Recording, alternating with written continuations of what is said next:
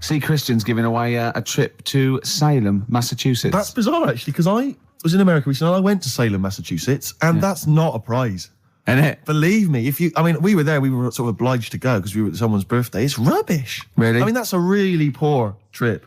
That's such a boring He probably can't believe his luck. It's probably the biggest thing Christian's ever had to give away. The great thing about, and you've just dissed it. The great thing about Salem, Massachusetts is that I don't think we're good for this station. I don't think we're selling this station like we should. Well, it's its own fault, it shouldn't have hired us. I blame it, Yeah, and paid us in advance. Yeah. They're lucky we turn up. No, I went to Salem, Massachusetts, and this is the place that's famous from like Salem's Lot and the Salem witch hunts, famously. Famous for all things Salem. Salem, yeah, anything with Salem in the title. The whole place has gone mad over like witches and anything. Basically, it's like there was the Salem witch hunts in like 17 something or other or 16 something or other. So the whole place now is just full of like people dressed as witches. Yeah, and then it's like any supernatural stuff. So that I went in and it was amazing. It's quite like Glastonbury tent. It was it's awful. Every single place there, every single shop is kind of horror related. Yeah, and I went to the Boris Karloff World of Terror. It's amazing. You went in there, right? I don't know if Boris, the famous horror actor, has actually been involved, but you go in there, you walk in the door, you've got to put these 3D glasses on, right? And it's supposed to be this kind of chilling journey around this kind of like a sort of a crypt, And you put these glasses on, and I couldn't tell. They were so poor, I couldn't tell what was supposed to be a 3D effect and what was actually three-dimensional. Really? So I couldn't tell if like the floor was actually sloped or if it was just appeared to be. Yeah. Whether the wall was actually kind of knobbly or whether it was 3D glasses. It was so much, and it literally took about 45 seconds to get through it. Imagine and he just that. came out blinking into the light again. It was so rubbish. So I just want to throw us over to Karl. So there's Steve Merchant with funny glasses on in this place horror, and he's walking round. Do you think he scared people, Karl? I've set this question out, haven't I? I've loaded the question. I know the answer you're fishing for. Karl, do you just want to have a dig at me? Because it's coming up to 2:00 and you've not really put a lot of effort in today, slagging me off. I don't do it on purpose. No, he doesn't do it on purpose. He's just an honest northerner and he can't lie. He's like George Washington, but without the wooden teeth. Yeah. Salem. I didn't mean We've to say... lost it again, haven't we? You didn't mean to say Salem. This is such bad radio. Was just this the is word really... I mean, genuinely, this is bad radio, it's awful isn't it? Radio. Quick. Oh, yeah, my mate went to one of those things... in the West End where you walk around and it's aliens and they jump out at you. Right. And he was so scared when the alien jumped out and he ripped a bit of his face off. And the alien's face off? Yeah, it was foam and the bloke went, don't do that, mate. Brilliant. Well, in the Salem one, I was wandering around and this was one guy that kept jumping out. Yeah. Because there was about 10 of us, I was at the back, I always missed him jumping out. So when I got round, I missed all the frights. Oh no! You'd have thought he'd like jump out, then double round and jump out again. Yeah. People everyone catch that? No, what are you doing? We. All right, okay, move on. Oh, if you want to win those tickets, 08700 800 1234. Dwight Schultz, who is he better known as? I remember he was on something on one chat show, and I think it was Des or Michael Asper or something. And I said, so you've had something? He said, yeah. He said, well, everyone knows that Elvis sold more records after his death than when he was alive. Little dig there against Elvis. He goes, yeah. Well, I've just overtaken his record for sales in the UK. Right, so he sets up that Elvis is only selling because he's dead. Yeah. And anyway, I've still beaten him in the UK. And I just think, yeah. And where'd you get the quiff from and the way to sing? Where'd you get that from, Cliff? Where did you think of that? But it's those people he's just desperate for the credibility that he's never going to have. I like it when he went round last year going, they're not playing my record. Oh, go on, play it. Number one. Yeah. Fooled you. It was number one, the Millennium Prayer. I know, yeah. Well, it was the Millennium, wasn't it? It was, but I don't know who's buying it. I mean, I know you seem to claim it's some kind of like 60-year-old women, but they're not. Yeah, are they really a commercial force now? Yes. Oh, yeah. Karl seems to know that. Well, like when you're born, you're a little baby, wrinkly and stuff. When you get older, you sort of morph into a baby again. And you go through the same phases. So when you're young, you buy singles. You get old, you got nothing to do all day. You got all your pension money. What will I buy? Cliff Richard's on the telly. Here's my video, buy me song. You see, that started off as quite a sensible point, because I actually think they do it. But what was all that alien stuff about when you're born, you go wrinkly and you go wrinkly again? Sometimes you mix like normal things that human beings say with I don't know what. Well, look, when you're a baby, you've got a little bald head, no teeth. You get old. What happens? Are you a philosopher? You're an official philosopher. Because, I mean, it sounds like it. Oh, Karl, play a record. You're a gem. Ash, there's a star on XFM 104.9. Now, Steve. Yes. Karl text messaged me in the week, very excited, because he just watched a programme that proved me and you were stupid. Remember we sort of championed the anti-supernatural? Yes. Skeptical view. We're just absolutely skeptical about things like that. We're atheists. We don't believe in ghosts, anything like that, anything supernatural. We're followers of James Randi, a genius of our times. But Karl saw something that proved us wrong. I'd like Karl to tell you what this proof was, what he saw on, and look at him. Go on then. It was on Wednesday night. Yeah. I was watching. You see, the problem is I didn't get the full story, so you could pick holes out of it. Sure. Unlike your usual investigations into the supernatural. Which are It was called, can I just say what the programme was called? Mr. Exorcist. Oh, brilliant. So Sounds like an academic work to me. The bit that I caught, I just flicked it over, sort of seeing what's on the telly, and I thought, oh, Exorcist, I've seen it, but there's nothing else, and I watch it, and then I realised it wasn't the same thing. Yeah. Thought, oh, I'll have a bit of this. And there was an old woman and a daughter, and as far as I was aware, the bit I picked up on, they were saying, oh, it's dreadful, and unless you've been through it, you've had ghosts in your house and that, you really don't know what it's like. Yeah, sure. And the main thing that seemed to be getting them down was the fact that the budgie was getting stressed. The budgie was getting stressed? Because animals can sense the other side, can't they? Can they? Yeah. Okay. So, and how was that manifesting itself? You didn't know. What was the budgie doing? I think it just wasn't happy. Right. Did it explain that to people, or how did it express that? Budgies are known for being chirpy, aren't they? I said it wasn't chirping. It normally swings on its little perch and that. And just depressed because it was possessed. It was just sat around in its pajamas. So no. Come on, Steve. Come on, Steve. You're making this a mockery. So the budgie was depressed because he could sense the ghost. Yeah. And then this guy, this Mr. Exorcist, came round. Was that his name? Yeah. Okay. Was he a priest or something? Yeah, he might have been. Yeah. Like did he have like a black coat with a little white collar? That's usually the. He had his coat on, so you couldn't tell. No, sure. Okay. But so he came round and he sort of did his thing, and then was he trying to exorcise the budgie? No, the ghost. House. Right. I see. It wasn't that the budgie had a demon or anything. No. Okay. No, this wasn't a possession, was it? This was a straightforward. It wasn't a poltergeist or anything. It was just a. Well, it's a haunted house. Yeah, but that's the thing he was saying. He was saying you can have like your ghouls and that aren't that bad, that aren't going to cause you any problems. Yeah. But obviously the budgie, they've got weak hearts and that, haven't they? And sure. So he go on. So anyway, basically he sorted it out, did whatever he did, and the next shot you see is like the budgie making a noise and swinging it over the moon again, and the old woman was like happy because she couldn't believe it. Yeah. And the priest didn't come in and go, well, you should feed that bird. Give it a bit of millet. It was happy. It goes, right. No, see you later. No. It was a... budgies are... my mum's got a budgie. And they're fairly happy all the time, aren't they? So it's got to be something fairly odd. Right? You never see a budgie sitting down going, I feel like topping myself, to be honest. Yeah. Do you know what I mean, though? No. Do you know you can have, like, a moody dog? You can see a dog when it's unhappy if it's walking down the street. You can have a moody canary, can't you? And what they do is they often tell the police what you've been doing. They're known for that. Mm.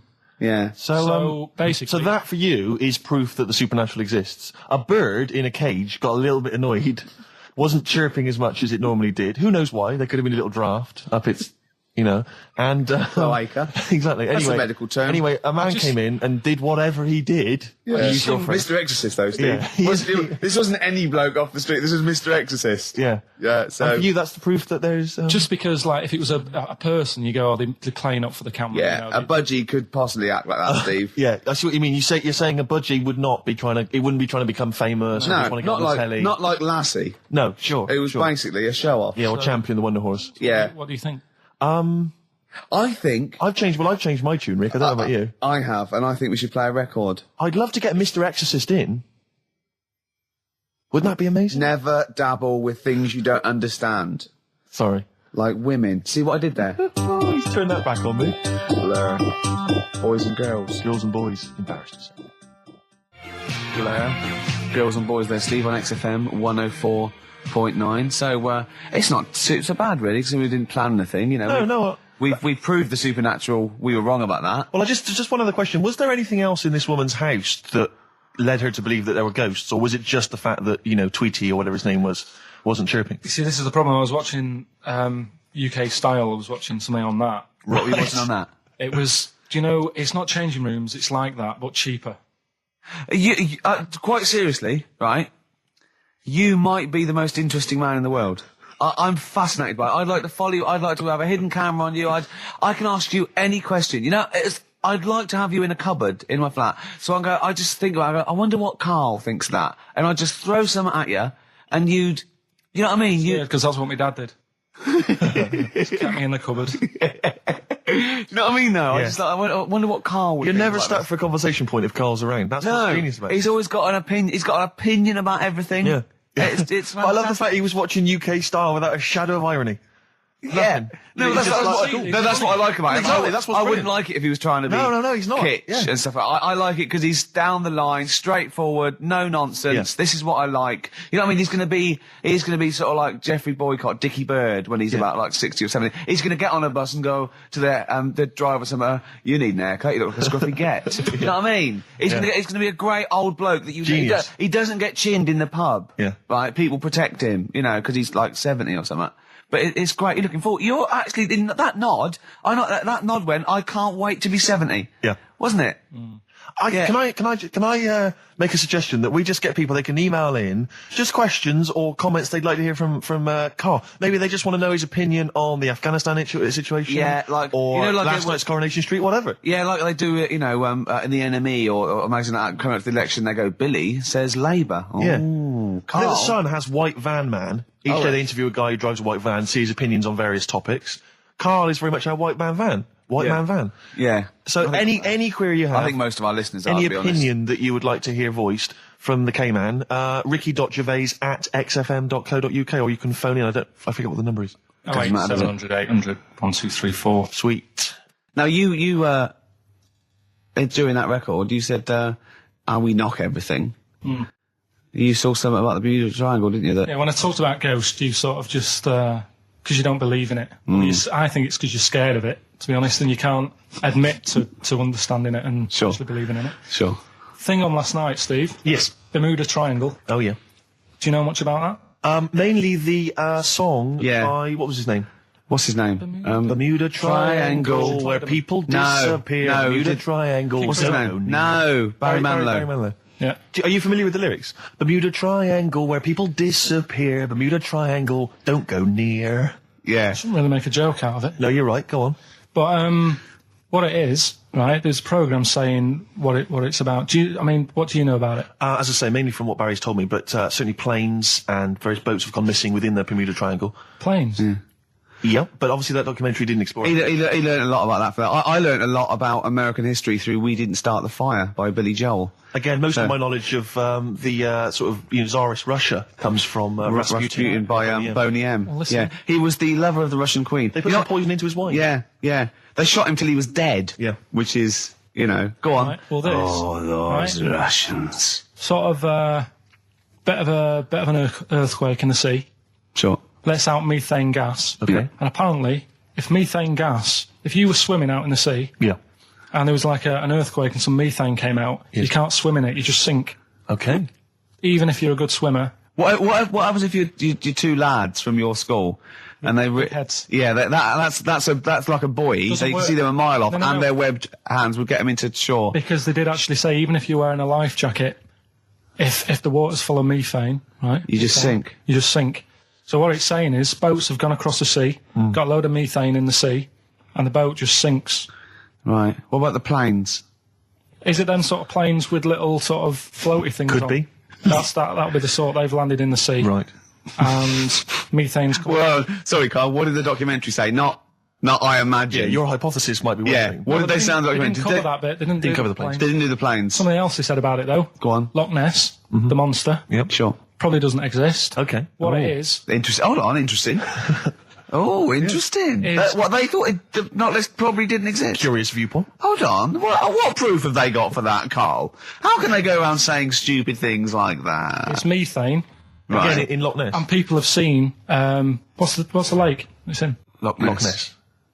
Yeah. It being the Loch Ness Monster. Yeah. That's where it lives. That's how it finds its way home. That's certainly the clue. Yeah, Get again, Carl. That's the clue. Yeah, if it's go, and it's if it's out wandering, it goes, excuse me, would you know where I'm being the Loch Ness Monster? Where would I be going? Oh, you'd be going to the Loch Ness if that's your home. It's way over there, you big monster, you. So the bubbles from the Sure. methane bubble up out of the water. Yeah. People think, oh, God, it's a monster's head. But it's not, it's just water sort of shooting up because of the bubbles. Well, that's two of the great mysteries of the universe solved by Karl P on a Saturday afternoon. That is fantastic. So that makes me think a lot of things. So you know when mediums are sort of like going, oh, I've got something coming through. Do you think they are exhaling a lot of methane gas? And thus making them not think straight? Do you think everything's down to methane gas? Do you think that all the mysteries of the universe are down to methane gas, Carl? What did it say in the documentary you saw? About what? What was the budgie happy? We know that budgie was sad. Was it in a room? Because they used to take canaries down the mines, didn't they? They used to take canaries down the mines, they'd smell the methane, and then the budgie would be happy. I'm not going to teach you anymore. Play record. Excuse me, and don't be alarmed. I look quite frightening, but I'm merely a nice monster. I seem to have lost my way home. Could you direct me in the right direction? Nice to meet you. Yeah, Karl Pilkington. Hi. What's your name?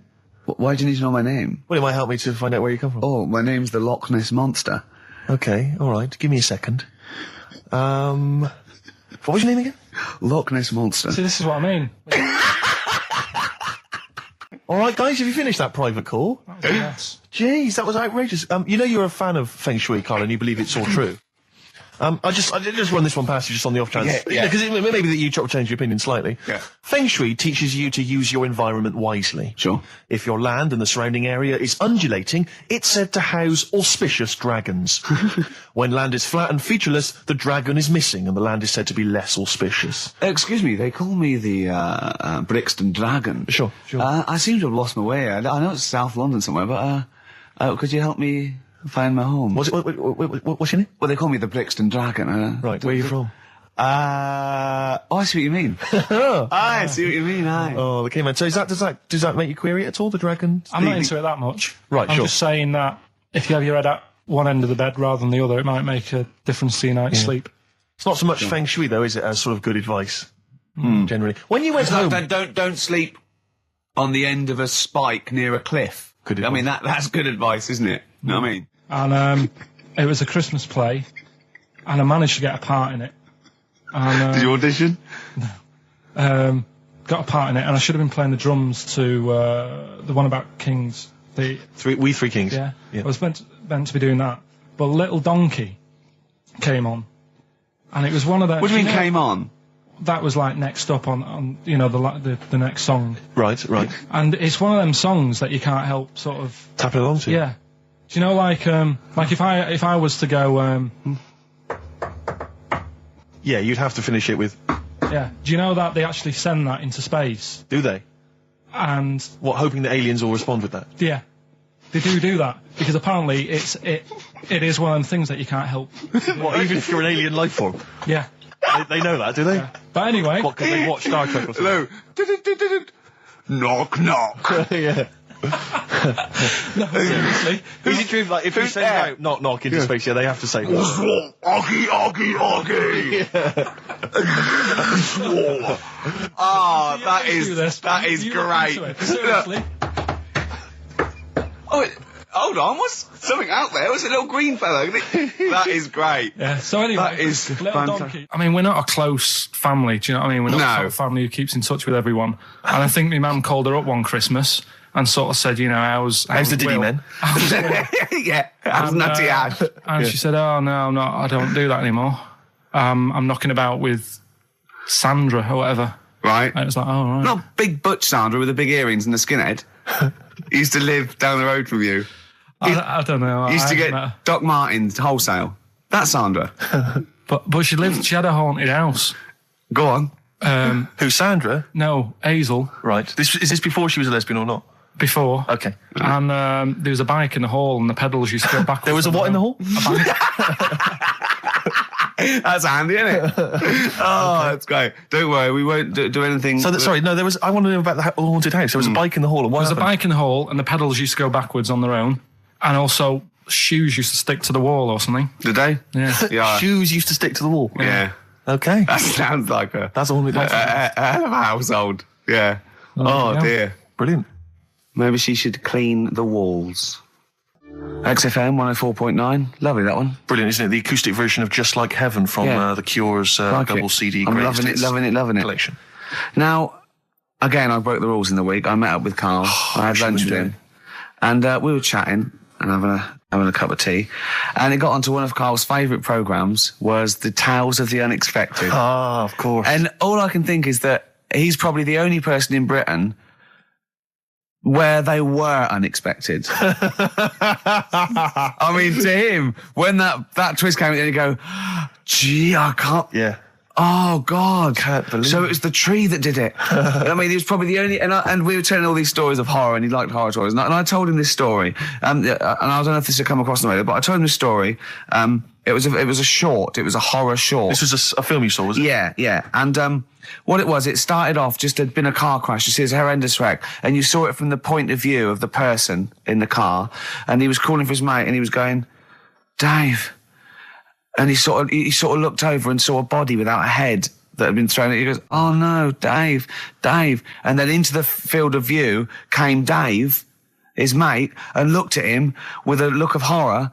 And then it sort of went black, and you realised that he was just a head, and it had been his body. Oh, wow. Right?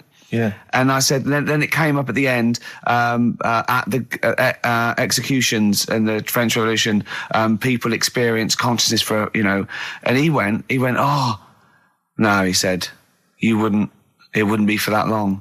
And then he went, if it was a chicken, it would work. Imagine remaking that film, but it's two chickens in horrendous car crash. Their own fault for driving. It would work. No, he wasn't having that. Yeah. No, it was too long. I think he said, how long was this film? I went, about 5 minutes. He went, no. It would work if it was a chicken. I like the way that Karl in something like when you relate an incident like that, he's appalled and offended and annoyed by the people that made it, even though he's never seen it. Oh, he's annoyed. Yeah, like I want to see it. I think it's a good idea. Yeah, but they should have thought it through a bit more. Yeah. Do you have a favourite Tales of the Unexpected, one that you remember particularly that shook you up? Yeah, we were talking about the one on where there's some woman in prison. Have you seen that one? No, I can't remember them all. Right, this woman's in prison. Yeah. And she gets a bit friendly with the guy who takes the dead bodies out. Right. And he said, I can get you out of here. He said, what you've got to do, right? You've got to, at midnight. When you hear the bell toll, that means there's been a dead body. Yeah, there's been a dead body. So what you've got to do is go into like the place where all the dead bodies are, get in the first coffin on the right, and then I'll come along and carry you out, and you can run away and escape, right? So she goes, yeah, all right then. So she hears the bell go. I'll bury you, right?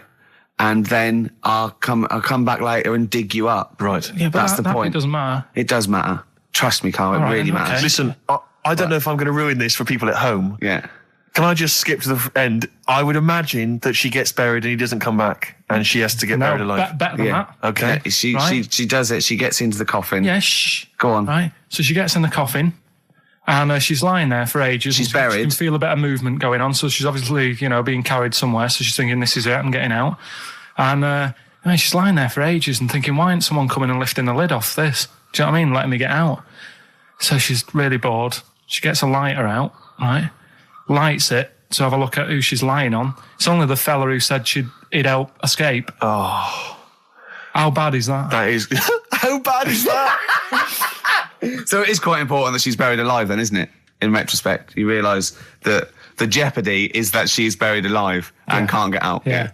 It makes it so much worse, doesn't it, than just like lying in the morgue and going, actually, I'm getting out of here. Yeah. This isn't going to work. Look at Karl's face. Having told that, he's so pleased. His face is lit up. He's beaming like a child. Have you seen any? Is that your favourite horror thing ever? That's a good one. And let's see if anyone knows what the finger is. When that bloke was under the ground wiggling his finger. We're talking about one with some fella who's stuck in the ground or something. This is a motif I noticed in your particular favourite ones. Yeah. Right. People stuck in the ground. Go on. Right. So it's a fella, is it? a fella stuck.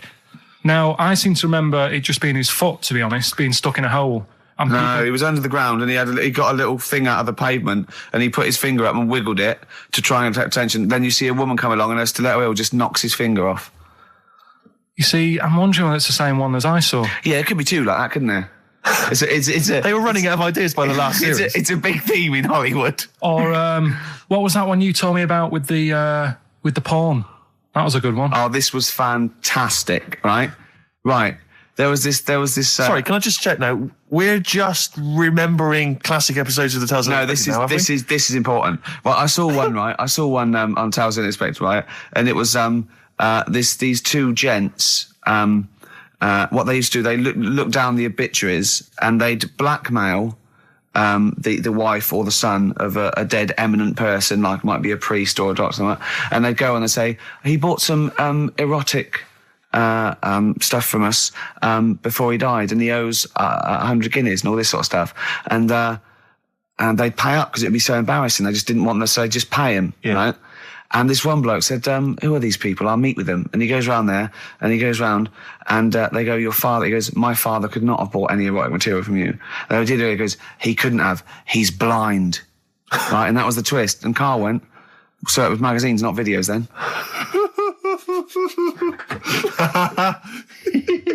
Yeah. Now think about it, Steve. Is that so stupid? Well, presumably it was set in olden times because people... professional pornographers don't tend to call it, erotic material. Yeah. They tend to call it, juicy jugs or whatever. But more than that, I don't understand how a video is going to be any use to a blind person either. I know that you can hear the sound, Karl. Look at him nodding like he's caught me out. Yeah, what sound were you hear? Do. Your meter needs looking at? Yes. Cut. What's then? What's that? Then it's just noises, isn't it? Occasional groans. Yeah. Right. You could listen through the wall at your neighbours. He does. I mean, that's why I save a lot of money. But I thought you were going to point out, Karl, that they could have had a Braille porno. Now, have you thought of that? Look, feel the lumps on that. Exactly. Think about it, Karl. Think about it. You're excited now. Yeah. Your girlfriend's away, Karl. Yeah, but she's great as only under the cupboard. No, she's a good-looking lady. Oh. Next, we've got White Van Karl. Oh, excellent. Stereophonics, Vegas 2 times, XFM 104.9 into the last hour. Yeah. And then 3 shows to go. That's true enough. Until we're off the air. I'm Ricky Gervais. With him, Steve Merchant. Karl. Oh, yeah. All right? Yeah. Go on, tell you, we cut short last week, weren't we? You had an amazing story about Neil Armstrong, didn't you? Well, we've been doing quotes, haven't we? Like famous quotes. Sure. Yes. I've, gone down in history. Yeah. And I was saying, quotes don't really matter. It's more the situation that you're in than the quote itself. Go on. So like Neil Armstrong, if he'd have said, tie bacon round your head. I'm as happy as a pig in dust. Yeah, that would have still gone down in history as like being the thing that Neil Armstrong said, wouldn't it? Yeah. Yeah. But space is driven in mental, probably would have been. But he chose to say something profound and meaningful to befit the situation. He got it wrong. Actually, it's a small step for man, one giant leap for mankind. But he was meant to say. We discussed this last week. Stop showing off. Well. No, but people might have listened last week. Yeah, it doesn't matter. I can't imagine. Well, we better tell them every week then. Yeah, but he said he should have said this is one small step for a man. Yeah. But anyway, he had a good effort, and that's quite. And that's an example of what I'm saying. The fact that he got it wrong, but it still went down in history. Right. But anyway, the bit that and it didn't happen anyway, did it? What do you mean it didn't happen anyway? That's what a lot of people say. That no one's actually been on the moon. Ah, yes, of course. They filmed it in Teddington Studios. Well, they were saying something about there was shadow on the film, and you wouldn't get shadow on the film, and there's all sorts of things. These people that you always quote as they. Who are they? Are they living in jars? Are they little fellas in jars? Look, Go on. Do they appear to you in dreams? I've spoken to different people about it, and there's loads of little things that if you watch that programme, of them being on the moon, there is no way they could have done it. Right. Done. Fine. Yeah. Done. Anyway. That's put to bed. Yeah. But anyway, as he was getting back in the spaceship on the moon, or whether it be a TV studio, he said, "Good luck, Mr. Croucher." Right. Have you heard this? No. And the reason he said that was because when he was a young kid, and he was, I think it was Croucher, but when he was playing as a young kid in his garden, he was playing baseball with his mate, and he chucked the ball to his mate, and his mate hit the ball, and the ball went over the fence to the next door neighbour. Right, so he goes, right, I'll just nip over and get the ball. And as he was getting the ball, the window was open to his neighbour's house, and he heard like the woman shouting at her husband saying, I'm not going to be giving you a bit rude, so if you've got a kid in the car or whatever, turn it down. What, yeah, that's covered that, yeah. Right. Genius. I'm not, no matter how many times you ask me, I'm not going to be giving you oral sex. The day I do that, man would have walked on the moon. Right? Yeah. He grows up, he gets on the moon, and he remembers all that story, and as he gets back in the spaceship, he says, good luck, Mr. Croucher. Now, do you know, I have to say, I've heard that story before, but when I heard it, the woman said, the day I give you a blowjob is the day the boy next door walks on the moon, which makes it all the more profane Impossible. and enjoyable. Yeah, and unlikely. Yeah. But yeah, no, I've heard the same story, Carl. Yeah. Look how pleased he is. I love that. Right, so not only have you remembered that anecdote, which may or may not be true, but of course you've also proven The that... day I give you a blowjob, that kid in the garden's probably going to walk on the moon and say something about giant leaps. Exactly. But, you must have heard the thing that it never actually happened. Yes, we've all heard Yeah. it. We've all dismissed it as nonsense. And moved on. Yeah. Yeah. And got on with our life. Right, Carl. What? Should we do White Van Man? Oh, you didn't prepare me for that. We better play a track and then I'll Okay. fish out the newspaper and stuff. This is a good little bootleg track here from Meats and Poultry here. They've mixed A with Outcast. Right. Chorus is great. Is it highly illegal? Is. So people shouldn't rush to their tape machines now and press play Okay, and so record. whatever you do, don't record this now if you're recording it. Hold on, don't say anything. Well, that bootleg's going under the name of Nothing Miss Jackson, I think, by Meats and Poultry. So there you go. I do love these bootleg things because they're so pointless, but they're so enjoyable. Yeah, it's great. It's fun to do. Yeah, exactly. they're really they're good fun. great. But not as much fun as White Van, Carl. White Van Carl, absolutely. Do you want to explain the premise? Well, we take the Sun asks someone else and asks Carl. It's simple as that. That's it. The Sun have just taken a normal person. We flipped it. We're going to ask Carl the same questions about the week's news. Yeah, just basically your opinions, Carl, as ever. What do you make of, well, obviously the big news, David Beckham's broken foot? Is this a big concern for you? No, I mean, he's sad. You know, it's sadder for him more than anyone because, you know, to like be in the World Cup is like the main thing for him, isn't it? Yeah. But he's still a young lad, and I don't think he'll give up. I reckon he'll still turn up. He'll be all right. And, yeah, good luck to the lad. You know I like David. I'm not going to slag him off. Wise words. Yeah. He says that like he knows him, like he's popping round for drinks later. Yeah, like we tried to stitch you up. Go on. But obviously yesterday, was it yesterday? I think maybe Thursday. The Sun printed a big picture of David's foot and encouraged everyone to touch it at midday, because hoping that this would somehow, if we all thought and prayed together, somehow that would help his foot heal. Do you believe in that? No. Any belief in that? No, you're going down the old like Yoragella route, aren't you? Sure. And it's stupid. Yeah. I'm sure. I mean, it's nice effort and everything. It sort of cheers everyone up. Hold on. You believe in ghosts and warlocks Yeah. and licking toads. Why is that any more stupid and all those things? It's not going to work, is it? All right. Fine. It's rubbish. Okay. Eminem, Without Me, on XFM 104.9. I'm Ricky Gervais, with me Steve Merchant. Hello there. Little Karl Pilkington. Into the last hour, 3 hours of broadcasting to go, Karl, for us. 3. Yeah. What are you Three going to be amigos, doing the while Three we're away? Musketeers. Because you'll obviously still be working here. You have a day job, don't you? What is it you do exactly? I make stuff, You make stuff. What, like furniture? promos and stuff. Oh, right. Sort of a bit of in talk there, but basically like little trails for the station. Yeah. Yeah. That's what I do all week. Yeah. So you'll be back to doing that when we're off? You don't talk to anyone, do you, in the week? You just hide in your little sound booth thing, and you really don't talk to anyone, do you? Much? Not really. No. I mean, you might call up. Yeah. But no, I keep myself to myself. Yeah. Then you don't get bogged down in the office politics and stuff. Yeah. Is there a lot of office politics here? I don't know. I don't get involved in it. Oh, yeah. Proved your point. So when we're away and we're like out of action, who, other than Suzanne, who will you talk to of the day? How will you get a sort of feedback from the world? How will you get sort of like input and? I always, if ever I've got like a question on anything, the internet's sat there and I can just go online and find out. The internet is good. It's brilliant. But it's not all verified. What do you mean? It's not all verified. It's not all necessarily factually accurate. Anyone can put things onto the internet. It's that it's freaks and things that put on things one, right? like. Here's one that I read in the week. Right? Go on. About this woman. Yeah. She was a bit of a punk, and to get her hair done like she wanted it. Super glue. Right? No, she got lard. Apparently, it's a popular thing. You might know. Put lard on your head. Yeah. And you put it in the oven. Oh. Now, apparently, the heat that you get from the oven is different from the sort of heat you get from an hairdryer. Right? And she had to do that to get the style that she wanted. But anyway, she comes into money or whatever, treats herself to a microwave.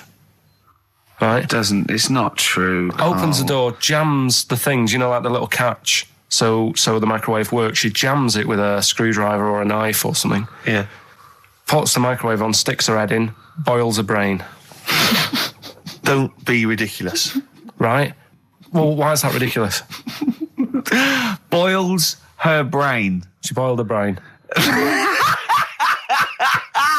She boiled her brain. And this is what's good about the internet. I went straight from that, and there was a subject about brains. And do you know that Russell Crowe, when he dies, is giving his brain to charity or something, some sort of some people who can do stuff with it. She gave hers to Pot Noodle. Vesta. Yeah. Oh, That's boiling a the sort of stuff. skull. Yeah. It's not true. It's not true, Carl. It's the same as the woman who put her poodle in the microwave, isn't it? And all It's that. just urban myths. They're urban myths. But again, where does it start? Someone made it up yeah. for a laugh. They're just too convenient urban myths. Everyone's you can tell an urban myth's not true because it's always this happened to a mate of mine, and when you say what happened then, they go, don't know, that was it. Was it? Was that it? Was it? Someone boiled a brain and that was it. There was no more story. Well, Were there any dates, locations, times? I think it was in Belgium. There's that one that a bloke, right, was going to get a phone call at 4:00 to find out if his business was, okay, right? And if he didn't get the phone call, he knew he was broke, destitute. So dead on 4:00, the phone didn't ring. So he went up to the roof, his office, and he jumped off to commit suicide. And as he was passing his window, the phone was ringing. Oh, no. Carl, it didn't happen. Didn't happen. Think it through. Who told that story? Who told that story? As he hit the pavement at 120 miles an hour. He's the only person who could have known that series of incidents. Also, why didn't he wait? Dead. As his life's at stake, why didn't he wait till 5:00? I'm going to give it 5 minutes just in case. In case the lines are busy. Yeah. And what sort of bloke goes out? I'll call you at 4. Okay, if your business. Well, call me anyway. No. If I don't call exactly 4, then no, you commit suicide. Commit suicide. I would, because if I don't call at 4, that's the end of it. Well, call me anyway. No, that's not the way I work. Why can't you just call me and tell me the other way? Well, I'm telling you how I do it. If you're bust, I don't call. Can't you just call to verify in case something goes wrong? What if it's engaged? It won't be engaged. Just commit suicide at 4, please. It didn't happen, Carl. The other one, right? A bloke, right? He's on a train station, and I'll tell you how I heard it. He's waiting for a cruise station, whatever, and he shits himself. As you do. And so he goes, my train's in 5 minutes. So he runs across to Millets and goes, quick, Levi's 36. The bloke just puts it in a bag. He runs onto the train. He goes into the toilet, takes his trousers and pants off. He's soiled trousers yes, and pants. Throws them out of the window. I won't be needing those again. Cleans himself off. Open the bags. It's a jacket. Oh. No, it didn't happen, Carl. At what point did he go into it and go, quick, Levi's 36? And the bloke went, sorry, Levi's 36, what, a pair? No. Shall I wrap them? Them? It. Shall I wrap? Just wrap whatever it is. Do you want to look? No. I'm not looking when you're putting it in the bag, please. Right? 36 white stories. Don't say anything. I've told you 36 Levi's. Then put it in a bag and charge me for it. Yeah. I don't want to discuss it further. Yeah. There was one... Here we go. There was one about a woman whose husband died, and she had him cremated. Yeah. And made like a little egg timer out of him. Right. And she said, I did that so it can still help around the kitchen. Well, that might be true. That might be a joke. That's quite sweet. That might be true. It's a true story, again. It was all... No, not again, because the ones I just told weren't. Nor is the boiling the brains in a bag curry microwave. Head story, true. Yeah. They're too convenient. Will you be buried or cremated? What? Will you be buried or cremated? I don't know. By cremated, I imagine. Like you, Steve? I don't know. It's out of my hands. Yeah, I haven't thought about it. I've not thought it through, and No, I to be don't honest. care either way. Have you heard the one about... Sorry. I'm just worried that we're getting into a macabre world now of ashes, boiled heads. So I think we should play some music. Let people just calm down. Levi's. Just think about some of the urban myths they've maybe heard, assess them. Maybe they are absolute bollocks. Yeah. And they can move on from it. Well, Yeah. it's just that the death thing, right? Yeah. There was an argument on there about, do you know that Twilight Zone or whatever it was, Tales of the Unexpected? Oh, yeah. Where the woman got buried alive. Yeah. They were saying how, like, years ago, they'd bury people thinking they're dead. Yeah. And they've recently, like, dug coffins up. And then the people who were in the coffin weren't dead. They might have just been, like, in some sort of deep sleep or whatever. Catatonic. And they've lifted the lid off. Yeah. And there's scratch marks on the thing. Yeah. And that's pretty scary. And Makes you think. I mean, I hope they check these days. That's all. I'd like to play a beautiful song now by Cat Stevens called Lillywhite. It's lovely. A song for the lovers' room? Yeah. Smiths, Cemetery Gates. Great one, isn't it? Always cracking. Off the Queen is Dead. Voted best album of all time, I think, in an NME poll. I don't think it is their best album. Strangers Here We Come. I agree. By far the best. I agree. Yeah. Yeah. Cracking. Anyway, Carl, yeah, so people were arguing on the flight. How did you enjoy Edinburgh, by the way, anyway? Because I saw you up there briefly with you and Nick Frost, your new mates, Nick Frost and Simon Pegg. You know, he prefers them to us now. I know. Apparently, I could tell that from just talking to him. Really. It was just the way he was sort of looking at them. He was just smiling at Nick Frost. It's his new best chum. You love Nick Frost, don't Would you have preferred it, right, if I went to Edinburgh and had to sit with some people that I really didn't like? Would you have been happier for me? No, do you know? But Right, so I had a great time with yeah. Simon and Nick, and they're nice people. But he kept going to oi, Nick, tell Ricky that story. And Nick and Simon, well, all it was, right? And their ghost stories. He loves them because they believe in ghosts. Oh. It's not because just they're that. great blokes with we great taught you sense of nothing. humour, just because they believe in ghosts. You go and tell him that. He goes, how do you explain that? I was going, well, I wasn't there. What was that one you told me and it was completely wrong? About the... It was, oh yeah, right, it's years ago. Oh, yeah. Some In olden days, Oh, sure. when Some ghosts like- roamed the earth. Once upon a time, you mean? Yeah. some doctor or something who was into like the way bodies work. They got their head cut off. Who did? The doctor? Yeah, he was doing a bit of an experiment. And he cut his own head off. Yeah, Okay. and it was about. He said, "When my head's in the basket, I'm going to blink my eyes." Right. Okay, sorry, hang on. Let him finish. And So the doctor has chopped his own head off, and he's told everyone, I'm going to blink my eyes. To No, prove wait, that he's there's in the life after basket, death. and he goes like, "Right, I'm going to blink my eyes about, as many times as I can." So quick, count them, and they count, and he got to like 15 before he Right. died. Now, this is how Carl told me that. Till Nick Frost explained that, Carl told me, he said, right, well, a bloke, right, he had his head cut off, and when his head was in the basket, he went, count how many times I can blink. And I went, well, that's rubbish. He went, no. And Nick went, well, no, he actually said, when my head's in the basket. And Carl went, all right. I said, Carl, do you know the subtle difference? Do you see the subtle difference? I have to say, though, guys, I still don't really understand what went on there.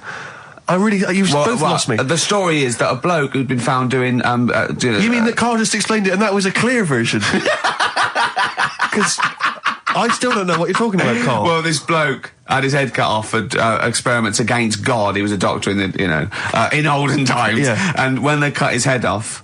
Why did they cut his head off? Because it was... He was executed. crimes against... Exactly, he was executed, yeah. And he said to his assistant, when my head's in the basket, I'm going to blink, count how many times I blink and write it down as an experiment, right? Karl told it to me, like his head was cut off and he went in the basket, and when his head was in the basket, he looked up and said, count how many times I blink. Yeah, I love that. I love the difference in that story. Yeah. Both rubbish, but, you know, one's possible and one isn't. You believe anything that you're told, except when we tell you the truth. Right, here's one. Christ. Ghosts and that we got talking about. Sure. And Nick said, right, he said, you'll like this one. He said, my auntie was having loads of problems. Why are you whispering? It's not illegal to talk about ghosts on the radio. No, but He's hearing this. So the auntie's in the house and that, and furniture's moving about all the time. Oh, God. And they were like, no, Steve, he told me this one. This is such rubbish, mate. No, come on, let's listen. I'm going to leave it to you. I'm going to sit back and enjoy it. I'm just going to watch your face, Steve. Right. Sorry, so I missed the beginning there, Karl. There's an auntie in the house. Basically, Nick's auntie. Right. In the house, things moving around all the time. And it was just annoying every time she tidied up. It was like... It was just annoying. Making a mess. It was one part annoying to 2 parts scary. Yeah. So... stuff was moving around all the time, and they said, right, we need an housekeeper. Rather than having the house a mess, until we sort this out. Stop it! I've got the vicar coming round. Stop moving stuff around. Oh, yeah, go on. They said that shouldn't be in the pants drawer. Let's put all the furniture in one room, right? So just have one room that's a mess, and have all the others empty. Because I love the poltergeist can't really... It can move wardrobes around, but it can't open a door to put it in another room. Yeah. Poltergeist going, I'm just making this room messy. I wish someone would open the door so I could...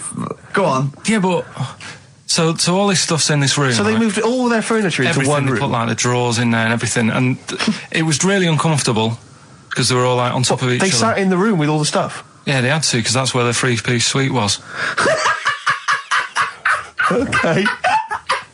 Oh, God. Right? All right. Oh, God. So they sat there, like, all crumpled up and that, but nothing can move because it's so tight. I think things were trying to move, but everything was so tight. They foxed that poltergeist. So anyway, one night they sat there, like, sort of a bit awkward watching the telly and that, and they hear some banging in the next room. So she goes, oh, God, what's that? Oh, he hadn't moved in, had he, the ghost? So to some of the empty rooms. So there's this He's moved some friends and family in. There's this banging about going on. No, so she gets up, right? Yeah. And what it is, they had the baby in the next room because there wasn't much room for the cot. Right, so they left the baby with the ghost. So they go into the room where the baby is, and the banging is like, do you know those plastic balls you get that you can chuck around the room and, like, they go mental? Right. The ones that you chuck once and they keep bouncing for ages. Yeah. That was bouncing around the room. Wow, what, the baby had thrown it? Hitting all the walls, and the baby was there, stood in the cot, sort of laughing. Right. And looking at the ball, and wherever it looked, the ball went. Yeah. And then she said, stop doing that. Yeah. And the ball just stopped. Did it? And it rolled a bit and stopped. Right. So the baby had thrown the ball and it was watching it as it bounced around the room? It wasn't throwing it, it was in control of it. No, the point is, Steve, the baby had been doing it. It would have been the baby all along. The baby had been messing with the furniture. It was so the baby it's a that had the power. Yeah, it's the baby that had the power. Special baby. It's a baby that had the power. It's a baby that had the power. The power of telekinesis. Right. They were then trying to convince me that telekinesis was not like all the other stuff that I didn't believe in, but that was a science. Right. Telekinesis was possible. Yes. Yeah, it's not like ghosts and demons and all that stuff. Telekinesis is different. Yeah. That's science. But Nick's auntie saw it, and I love the fact that you're telling me that someone else's auntie saw it. So I should be satisfied with that. Yeah. I should be satisfied with that. I mean... No. So does she still live in one room with all her possessions? No, I think... The baby grew out of it, apparently. The baby grew out of it. So it doesn't use its telekinesis powers anymore? Well, no, it's like in Carrie, innit? She was upset for a bit and then she got over it. Okay, I'm just going to say one thing, Karl. That was a film. Do you want to play a record or...? Get free. All right, on XFM 104.9. Can I just tell you a story that Karl told me a couple of weeks ago? Is this another ghost story? Another spooky story? Yeah. I called him out. I was, what are you doing? He said, I've just been reading ghost stories again. He said, you don't believe in them, but how do you explain this? So I went, go on. He said, I'll tell you as he told me it. He went, bloke, right, just sitting at home, doing, watching telly with his cat. And, the phone rings and it's a bloke going, is that fire, in your oven okay now? Because your wife called. And Karl went, well, 1, there was no fire in the oven. 2, he wasn't married. I went, right. Go on. He went, well. Then, right, there was a knock at the door and there was 2 sort of people in sort of white coats and they came and said, oh, we've come about that fire. Your wife called us. He went, 1, there isn't a fire in my oven, and 2, I'm not even married. Right? And he said, and they saw the cat, and they looked at the cat. It looks a bit weird at the cat came out, nothing. And he said, and then he went back, sat down, phone rings, and they said, did they sort out the fire in the oven that your wife told us about? Oh. He went, 1, there is no fire in my oven. 2, I haven't got a wife. And Karl went, what do you think of that? I went, that's not it. He went, yeah. I went, that's the end of the story. What? He went, well, how'd you explain that? I went, explain what? I thought he was going to say, a year later we got married, but she died in an oven fire. Right? I thought it was going to be that. And I went, that's what? People winding him up. Yeah, or someone did report a fire oven, and their name was Johnson, and they looked up Johnson, they got the wrong thing, it was the gas board, and they sent around to the wrong person, right? You know, he went, yeah. I said, I explained it to him, he went, yeah. Why did they look at the cat funny? Oh, man alive, Karl. This is really weird, right? I was in my house once, right, and the doorbell rang. Yeah. Right, I opened the door, there was no one there. Yeah. Right? And then I looked across the street, There's right, and there were some kids running away. Yeah. Now, how do you explain that? Yeah. There was another time, right, where, like, I opened the door and there was a bloke goes, you've ordered pizza. I went, I haven't ordered pizza. And I heard my mate upstairs giggling and putting the phone down. Yeah. How do you explain that? Karl, seriously, why did you tell me that story? What did you think it was weird about that? The fact that it was 3 different people. Is this all the information? Is that the entire story? It was 3 different people. Did you fall hassling asleep him and not read the about end? A fire that didn't happen, about a wife that didn't exist, and a cat that didn't look happy.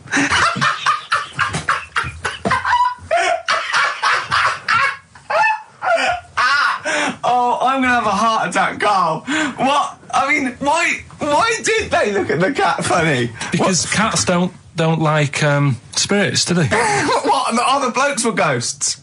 Yeah. Yeah, that's it. So these are kind of beetle about type ghosts. These are ghosts who walk the earth as the undead, just winding people up slightly. That's lovely. That is lovely. Seriously, and a cat that did not look happy. But seriously, why would ghosts wander around just like winding people up? Oh, maybe something did happen there years ago. Some fire. Some woman might have died in a house of a fire or something. Yeah. And it's sort of all happened again. Yeah, it's certainly a mystery. I mean, if you don't it's a mystery. I mean, I can't. What's this book you were reading? You were reading a book, which is interesting enough. It was the Fortean Times. Oh, Karl. Yeah. Well, I don't know what to say. Well, I'll tell you this, Karl. There is a track that will spook you right out. This is Warren Zevon from what was it, like about 1979, early 80s? Oh, great track. Werewolves of London. Play this, Karl. But don't be scared. From 1978, Karl, Werewolves of London by Warren Zevon. Are you a fan of that? It's alright, that. Great track, isn't it? Fans of Warren Zevon, maybe if you know he's got a new album out. As we speak. Although, if you're a fan, you probably know that already. Yeah. If you aren't a People fan, who hate him would be interested in knowing that he's got a new album out. Yeah. Do you believe in, I think, lycanthropy? Is it not called? What's that, sorry? Lycanthropy. What's lycanthropy? Isn't that werewolfism? Really? Isn't it? Do you believe in that, Karl? They've found stuff, haven't they? They've found kids walking about who are all hairy. Because they've sort of grew up with wolves and that. Yeah. So no, you see, 2 things there. You cannot take on acquired characteristics genetically. So if you grew up with wolves, it wouldn't suddenly make you hairy. There's been pictures, there's been stories on it, and I reckon a lot of people have seen the stories. It's a popular thing. You mean the kids that are born hairy? No, there's kids who have been born hairy, right? Yeah, that's it. No, but listen, and they walk around on all 4s, and they drink milk from a saucer. Steve, this is remember that time with the maggot in the head?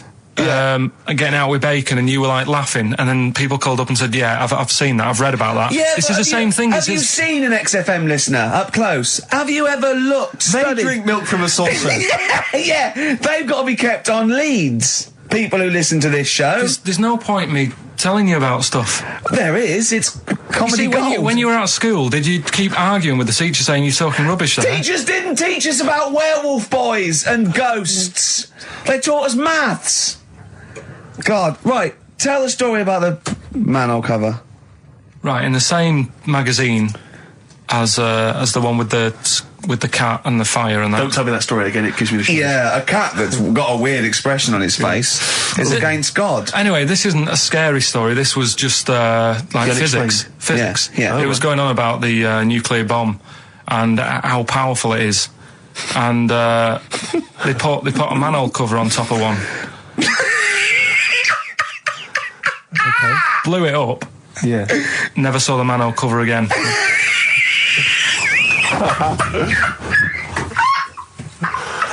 Man alive, Carl.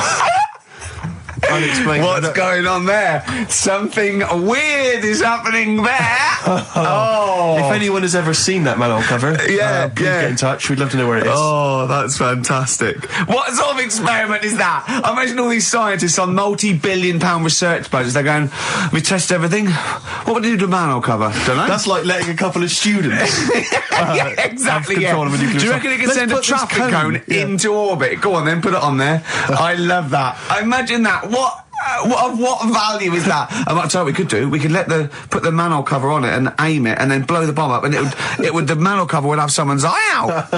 Fire it. See if you can fire manhole covers off the nuclear bomb. I love it. Try bangers to a bomb. See if it's louder. Oh God. Okay, listen, Carl, play another track, and then afterwards, can we probe your views on the week's news? If you want. We'll do a bit of a white van Carl session. Smashing Pumpkins. Today is the greatest, because we're back. That's true enough. All right. I hope people, Rick, were listening to that loud in this lovely summer's day. I mean, no, not too loud. Well, don't don't annoy people. Now, this will scare you. Now, Carl, you will be a little bit unnerved about this. Have you seen the film Jurassic Park? Yeah. You know what happened there? Well, according to the Sun here, it says scientists are planning to clone mammoths for a theme park. Look at his face. Look at that. He looks like a dog caught in the headlights of a car. He's terrified. I love Carl. He sprung to attention Carl. there. Is that the best news you could have? Man moths.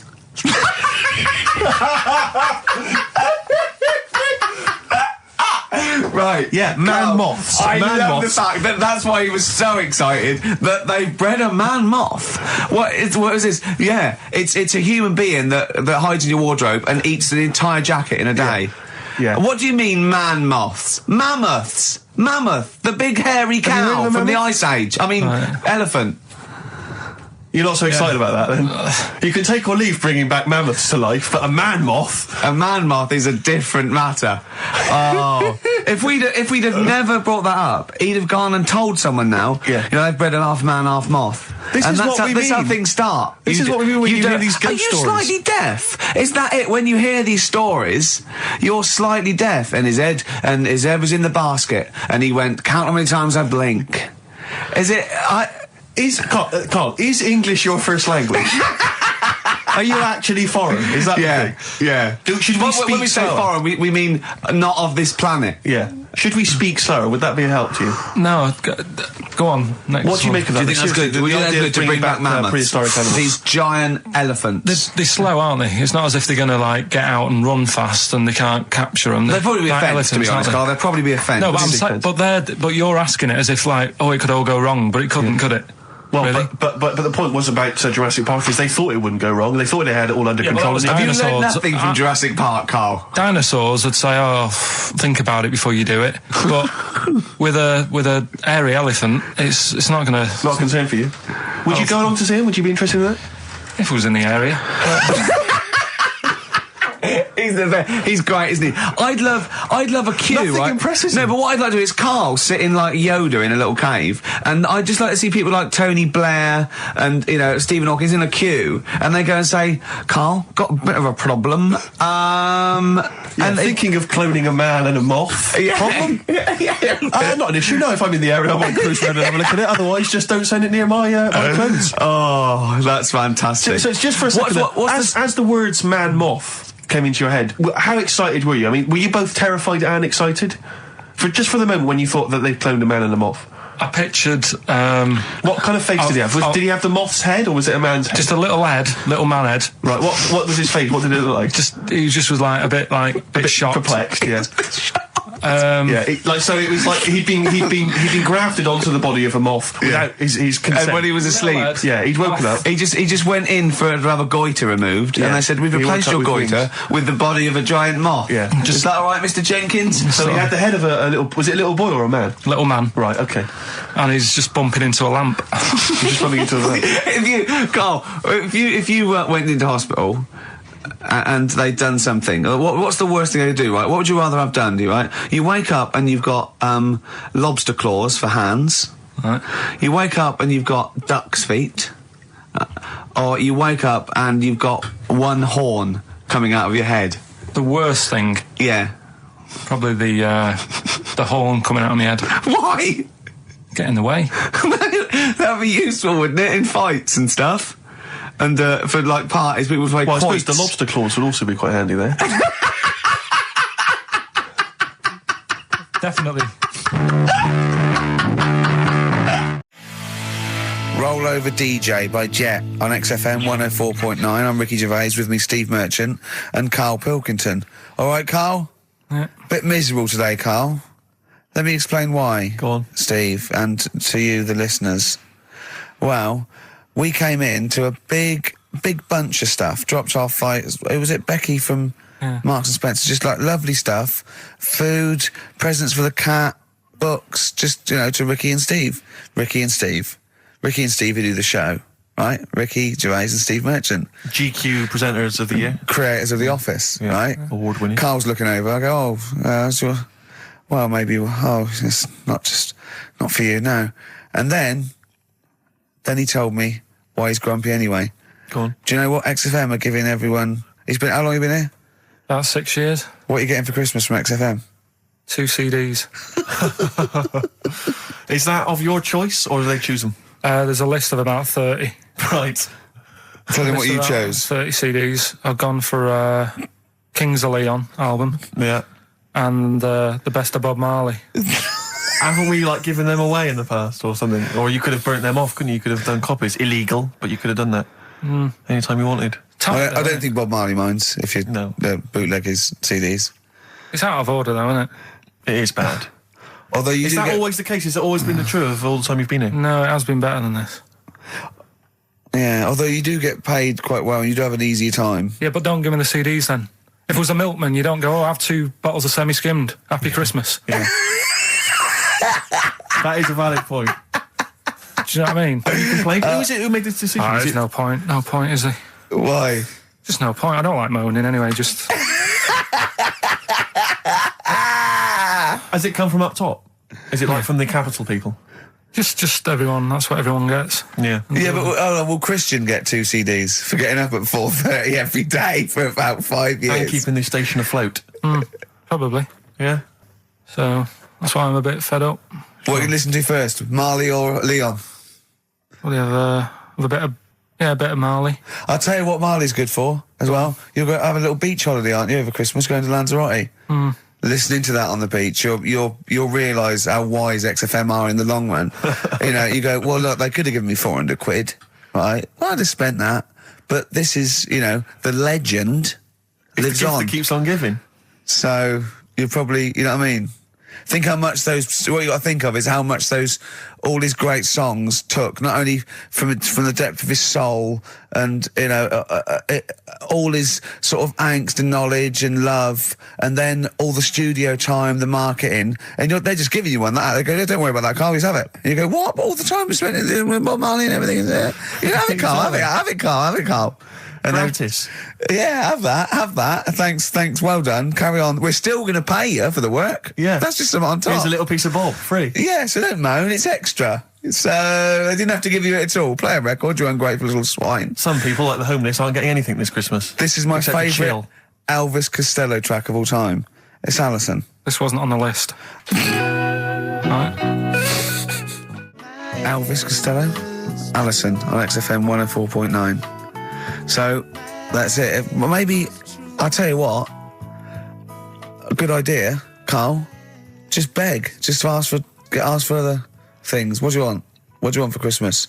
You must have a big fan base out there willing to make you things. Maybe like a little, I don't know, gloves, pair of gloves. Little wee hat.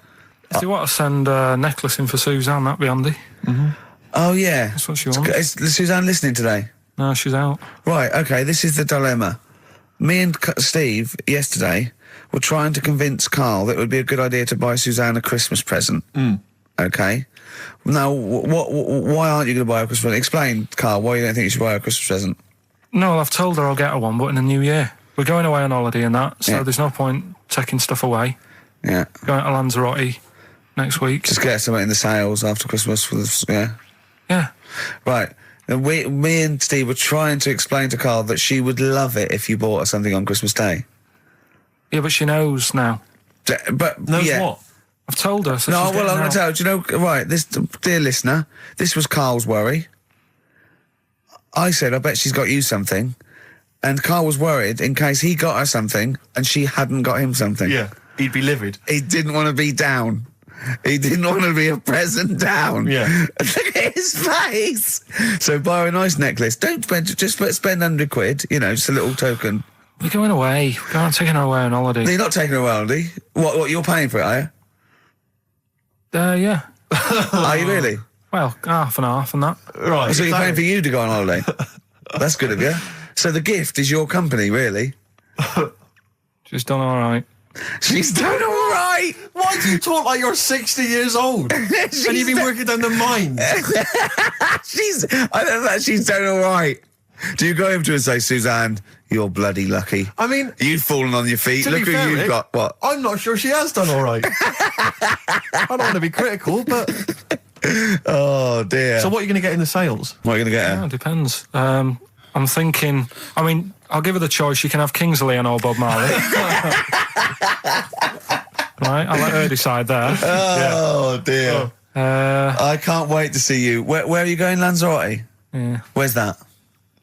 don't know. Suzanne sorted it out. I said, Lanzarote. I said, is that Africa or is it Spain or Portugal? Just thought you don't know. What do you mean don't know? I goes, well, what's the currency? I went, don't know. I said, Suzanne booked this one, did she? Yeah. I thought, where is it? Is Lanzarote African or Foreign. Something like that. Somewhere foreign. I was looking last night, and doesn't look that good. There was like one of the highlights of the things it says you've got to do is go and have. Apparently, they've got restaurants in caves, and that's like one of the things they say you must do. So, if that's a highlight, do you know what I mean? Right. So I'll do that. Go and see what that's like. Yeah. When you're on the beach, Karl, do you wear the very, very tight Speedos? No, Do you walk What do around you with wear? them? sort of longish shorts, Yeah. t-shirt on, probably with a sort of a light shirt on top of that. Right, sure. So quite wrapped up then. Covered up. Do you wear a hat? Because obviously the bald head, there's risk of sunburn. No, I just put a bit of lotion on it. Lotion on there. Yeah. Just have a bit of a wander down the beach, have a look. Yeah. See, there's any old blokes with their tackle out and a backpack. A lot to look forward to. So Yeah. there you go. Yeah. Well, we're looking forward to finding out how you get on. Yeah, I'll let you And know. interested to know what she gives you on Christmas Day. Probably get More anything. scintillating chat after this next song. All right, bit of placebo. Yeah, love it. Special needs. Placebo, special needs on XFM 104.9. Email in where Lanzarote is. I don't know if it's Italy or Spain or Europe or maybe Africa. You know, these are the sort of things, these are the reasons I come into it, to at least learn something, innit, Karl? We've stopped educating Ricky, so I've stopped learning, you know, about things like the woman who ate mud all her life. I taught you something before when we were in the office. What was that? What did you teach me? They've just counted how many fish are in the sea and that. No, they haven't. They've just done a census. or A whatever. census. What, a fish? Yeah, some fellas have gone in the sea and they've got to work out. There's about... Mrs. Spratt, is this your son? No, he's a lodger. Okay, well, let's mark him down. That's 2. Oh, I've lost count. 6 million, 4 and... Oh, darn. So how many are there? About... There's a lot. There's... Oh. Well, there are more species of fish than bird, mammal and reptile put together. Can I ask a question? That's on my DVD of animals. That's still available in the shops. Probably find that online. You'll get that slightly cheaper. $15.99. What? Go on, ask me a question. Features of Ask me a which question. includes Karl Pilkington's also on the DVD. Yeah. That's a perfect Christmas gift. Yeah. Go on. Yeah, this is a question. I was discussing this yesterday. This is not a bit of shit. This is not a joke. I genuinely have always been slightly perplexed, and we were discussing it last night. The notion of the birds and the bees. Yeah. Now, I don't mean, the birds and the bees. I understand how, Why they use the birds and the bees? Yeah, because, you see, I always, as a child, I never know. I assumed the bees were having some kind of relations with the birds. No. So what is there anything to do with the birds and the bees, or is it literally, just like a euphemism? It's just, the birds and the bees. No, but they... Do the birds do anything with the bees? No, not at all. It was where they just take them out? It was where parents used to sidestep the issue by saying things like, when a lady blackbird and a man blackbird, they meet, right? They make a little nest. And then because they're in love, they have an egg. Yeah. And that was it. I understand that. That makes sense. But why the bees? Why the birds and the bees? Well, probably... I don't know. I don't know. You see, within nature, forgive my ignorance, within nature there is no relationship between bees and birds, is there? No, not at all. No, not at all. Nothing's going on. But probably what it was, if the parent found it hard to say, Daddy puts his penis at Mummy's vagina, it was much easier to say, like in the insect world, billions of them queue up and just fill the queen with spunk for about a day. Sure. Thus avoiding the embarrassing intercourse. Exactly. That's what I think, Karl. What do you think? Were you taught about the birds and the bees? Did anyone bring that up with you? No, it was just in that class, wasn't it? When they put a video on. That's what we had. No, we had a film. And they just said, I watched that. And then... what film, though? Basic Instinct?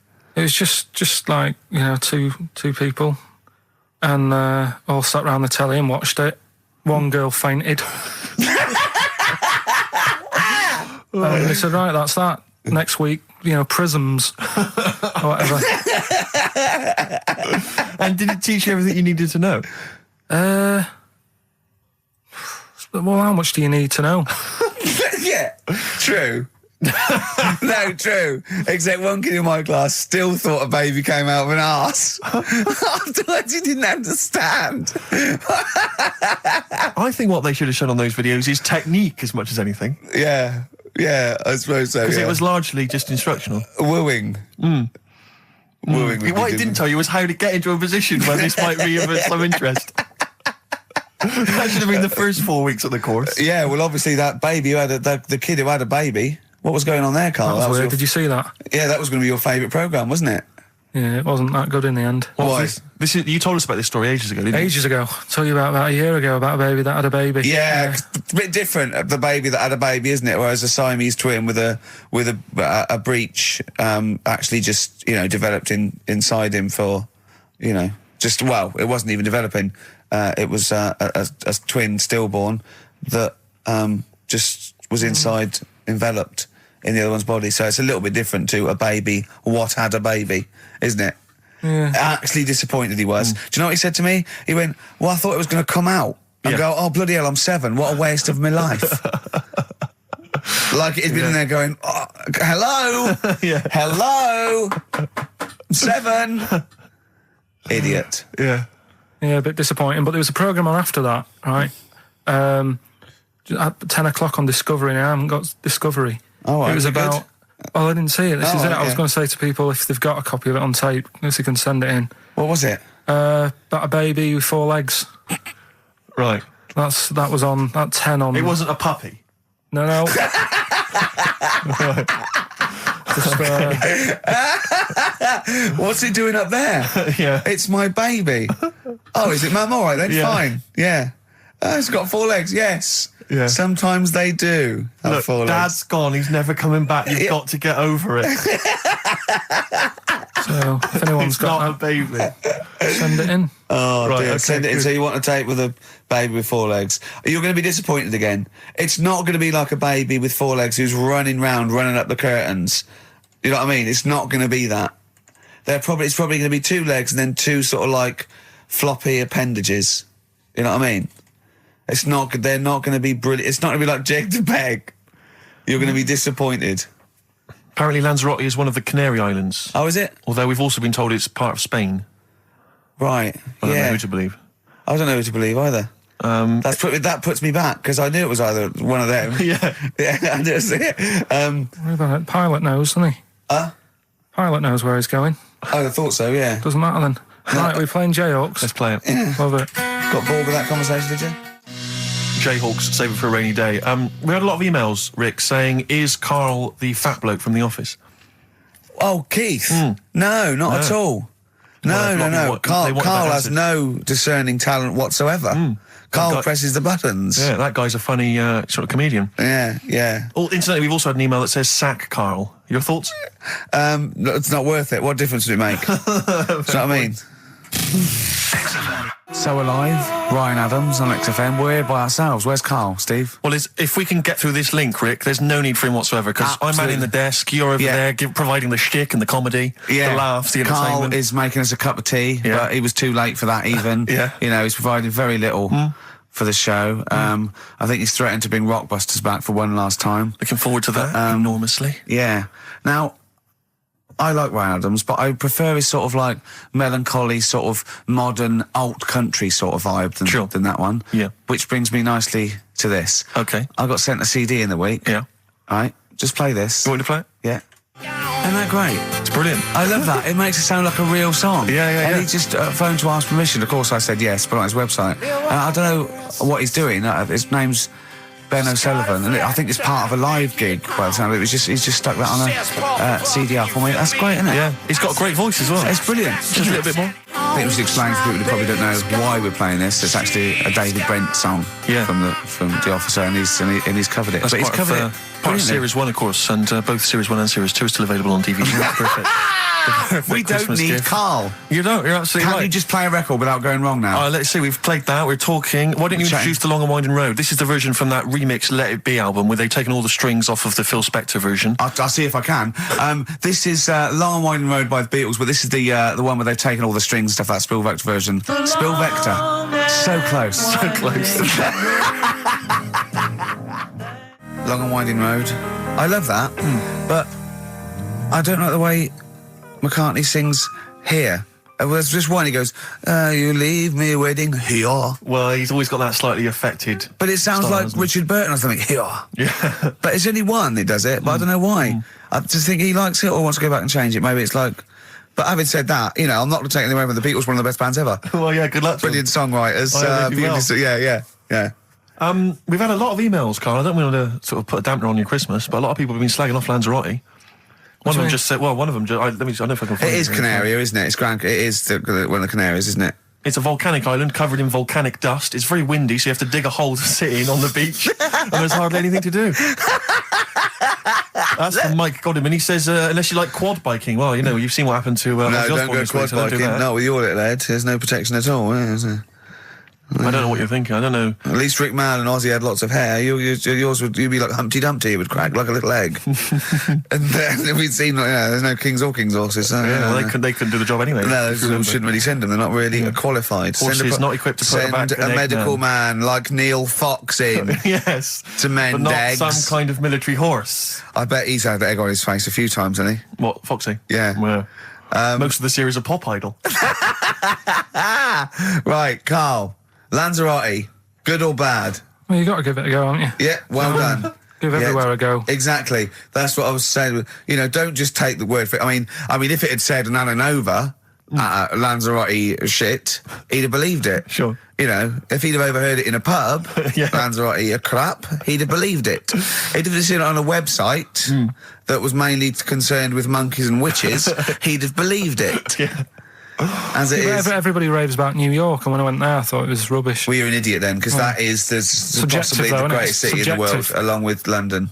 Subjective, though. That's why they have holiday programmes and that, innit? So you see it and you decide for yourself and that. Yeah, but you saw Venice on a holiday programme, as you put it. You went there and you went, it was rubbish, full of black bin liners. Well, it is. Right. Didn't they show them? It stunk. Didn't Judith Chalmers say that? Oh, it stinks here and there's loads of rubbish everywhere. No, she didn't. Did she mention that? Oh, that's what I mean. So it depends what you want from holiday, doesn't it? Well, yeah. But So... you're an idiot if you don't like New York, so next. Anyway, come on, break up, guys. Kiss and make up. Yeah. Karl, we've had an email. Some old Rockbusters. Someone's emailed in. They wonder if you can get some of your old Rockbusters clues, your old genuine Rockbusters clues. I know Rockbusters has come back. Well, of course today he can. It's the way his brain works. Well, indeed. But I think you'll. Maybe you can also enjoy the challenge, Rick. Yeah. And you at home. I remember them as well, because I remember how angry they made me. Here's some old Rockbusters. That army's got some nice trenches. DW. That army's got some nice trenches. DW. No? Dandy Warhols. That one works. It's not bad, is it? That's why I didn't get that one, because it worked. Yeah. Yeah. Okay. She's only got one sticker left. It was actually he's only got one sticker left. Oh, okay. He's only got one sticker left. The band His Last Sticker. Exactly. With Justine Fishman, His Last Sticker. They were brilliant, weren't they? What happened to His Last Sticker? Are they still going? He'll strap some chocolate to your feet. That's A. A band or artist. A. He'll strap some chocolate to your feet. Go on. Aerosmith. I don't know really what that means, but... And finally, you'll have to... Aero Cobbler. Well, yeah. The well-known Aero Cobbler. And you'll have to stick her in the oven. AB. You'll have to stick her in the oven. See, he thinks blacksmith means, like, just shoes. Like, it's not the smith. It's the smith part. A smith is just a right, isn't it? So it doesn't... I don't know. Aerosmith. What does that mean, Carl? What does that mean? Come on, you'll have to stick her in the oven. AB. Yeah, I know that one. Yeah? Yeah. What is it? But it doesn't work. Apparently it does. You'll have to stick her in the oven. AB. Single or artist? What, Anita Baker? Anita Baker. Why you have to stick her in the oven? Anita Baker. Oh, I need to. But why didn't you say, like, you'll have to get his hair cut and put a nice white chef's hat on? That's Anita Baker. See, that works. That works, Carl. I need to bake her. Doesn't work. It is shite. Okay, well, listen, before you judge, listen to today's Rockbusters. Okay. They're here with us now. Here's Karl Pilkington. Yeah, brought it back just for Christmas. Brilliant. I've only got two, really. What? Because I was trying to work one out before, right, in my little room. Yeah. I was looking at different band names, thinking, what can I do? Yeah. Couldn't concentrate, because Ricky was in there, trying to spray deodorant all over the place. Right? Well, you should have done them yesterday. You should have shut me out. Right. So there's just two. Brilliant. Well, Okay. I've kind of got an idea for the third one. fine, I'll yeah. have a go. Yeah. Right, so anyway, the first one... Should we play a record and come back to this? Cause We'll do it yeah. quickly, we'll do it quickly. No, play a Alright, record. This is then. rubbish. Yeah. Rubbish. Libertines. Useless. Give me the gifts. Let me have a look what prizes you've got. Libertines, Don't Look Back Into the Sun on XFM. Well, the general public are getting involved with Carl's holiday, and, I mean, this has been a damning report on Lanzarote. There's not been a positive word written about Lanzarote so far. Wow. It's volcanic, there's no natural water supply. Apparently there's no natural water supply. It's You all have to sit in a imported. hole. What do you think of this, Carl? What do you think of the people that want you to know that you're going to a rubbish place when you can't change it? What do you think of that? Rubbish show, will it? What do you mean? Be all right. What do you mean it'll be right? Because I'm going to go there thinking, oh, there's no water and that, and there will be water. No, they didn't say there's no water. What did they say then? There's no natural water supply. Whatever. I'm not bothered. Doesn't bother me. All right. I'm going to have a good time and that. What are you going to do? What's your plan to do? Got a book. What book you got? Rich Hall book. I'm just going to read that. So, Brilliant. And the weather's better than here, isn't it? Yeah. So... gonna have a good time. Someone emailed just now. They said they're listening online and there's a problem with their computer and everything's sped up. The music's sped up. Our voices, Rick, are sped up, except Carl's. That's how slow he speaks. So when everything's sped up, he sounds a normal. Right, we're doing Rockbusters. Yeah, come on. Listening Steve, do you online. want to do the clues? I won't do the clues, I'll never be able to piece them together, but I'll give you the prizes. The Old Grey Whistle Test, Volume 2, Kumar's at number 42, Volume 2, or maybe that's Volume 1, who cares? Porridge, Series 3, Volume 2. The Office, complete second series on VHS, for anybody who's still got grandparents. And U2, a best of 99 to 2000. And Smash Hits, the reunion, that'll be the kind Carl. of stuff you'll love. Spice Girls is on there, Liberty X, Atomic Kitten. Do you see that? Do you see Steve's enthusiastic? Even though the competition's rubbish, the prizes are second rate, Steve is going, well, I'm not going to punish London, right? I'm going to big it up. You're there. Oh, do you know what I mean? Come on. Right, here's Clue the one, first come clue. on, Clue one. Come on. Come on! Shut up. Come on! Can't do any photos because it's been nicked by a German. Right, start again. Oh, Start again. what? Clue 1. Rockbusters, clue 1. Okay, this is Rockbusters with Karl Pilkington. Go! I can't do any photos because it's been nicked by a German. And what's the initial? AC. Right? Next. Second clue. If you keep eating, this bit of your body will get bigger. PC. PC. It's an artist or a band. Who is it? PC. If you keep eating, this part of your body will get bigger, right? Yeah. And the last one I'm not really sure about. If you... He's actually winging it now. Imagine if this was Mastermind. I'm not sure about it. I know your specialist subject Come is... on! Okay, go! The place where you go to take your dog a walk and that. The place where you go to take your dog a walk. Forget it then. No, we'll do it! No, do it! Get you! Tim Burgess. Oh my Corazon, is that? Yeah. What's that mean? I have no idea. Phone in if you know. No, don't bother. Oh, email then, at least. Okay. I'd like to know these things. Sure. We were doing Rockbusters just before the ads and the record. Rick, I know you were enjoying it. Yeah, come on, get this clue out, Carl. There's 3. What is it? Right, the first one was... No, we don't got the first 2. What's Can't the do third? any photos because it's been nicked by a German. Yeah. Second one, if you keep eating, this bit of your body will keep getting bigger. Yeah, it's different every time. Go on, what's the third one? And where you take your dogs for a walk and that, or you might go there on a Sunday. What? Sort of... Oh, Jesus. Rick, Right. please, Rick, just be quiet for just a moment. Right, okay, do this clue. Right, start from now. This is the third Rockbuster clue. That was a Freudian slip. Yeah, God, we'll get done. Right, go on then, go. Where you take your dog a walk, or you might go there on a Sunday and that. People sort of might taste that area. Right? Oh. It's rubbish. AP. Right, well, the other one's AP as well, isn't it? AP. What?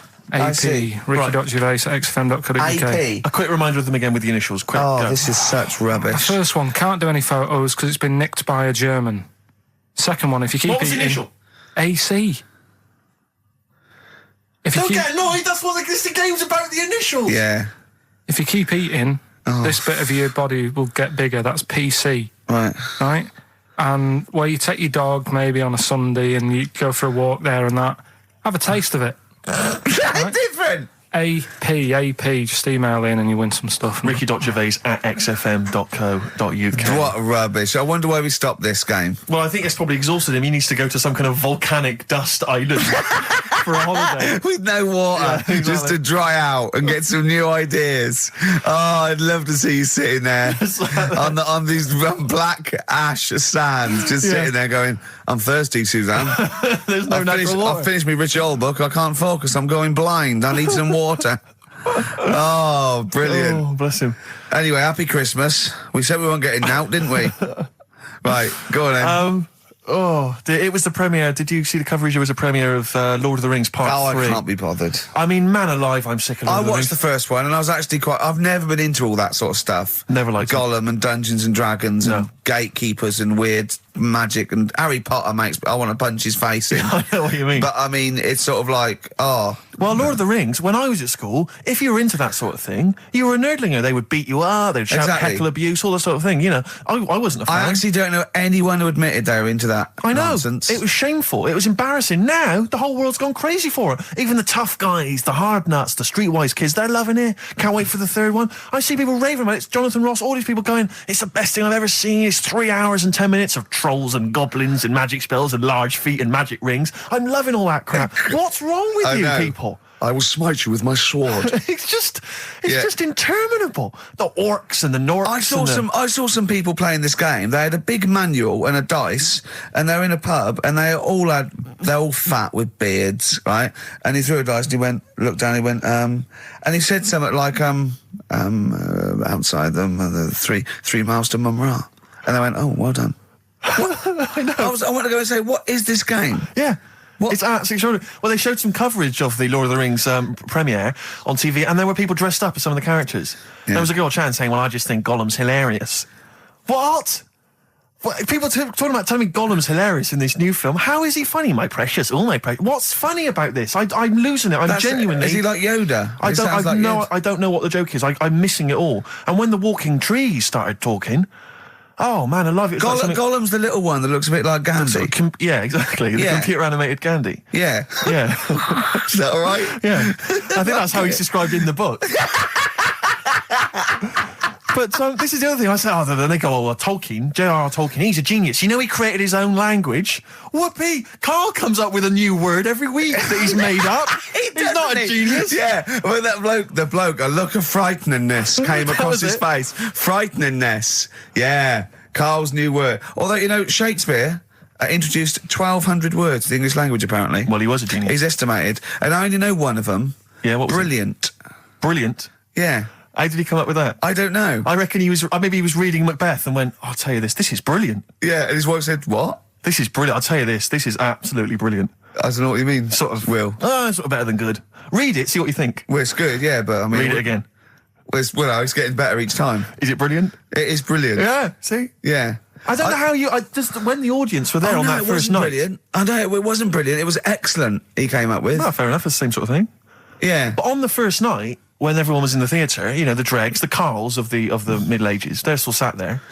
The Renaissance, I should say. They're all sat there watching it. They're enjoying the play. They're loving it. All the kind of people dressing up or whatever it might be. The boys playing the girls not involved. All the rest of it. They're loving it. I'm loving this. It's absolutely brilliant. He's going to kill her. Well, forsooth, it was excellent. I don't know what that means. Yeah. You've lost me. Excellent. I'm shooting off. Yeah, was it? What? It was what? Wow, excellent. I don't see how you can make up words. It's like, it doesn't seem that doesn't count in poetry. Well, I suppose you have to, don't you, eventually, if you want to describe something.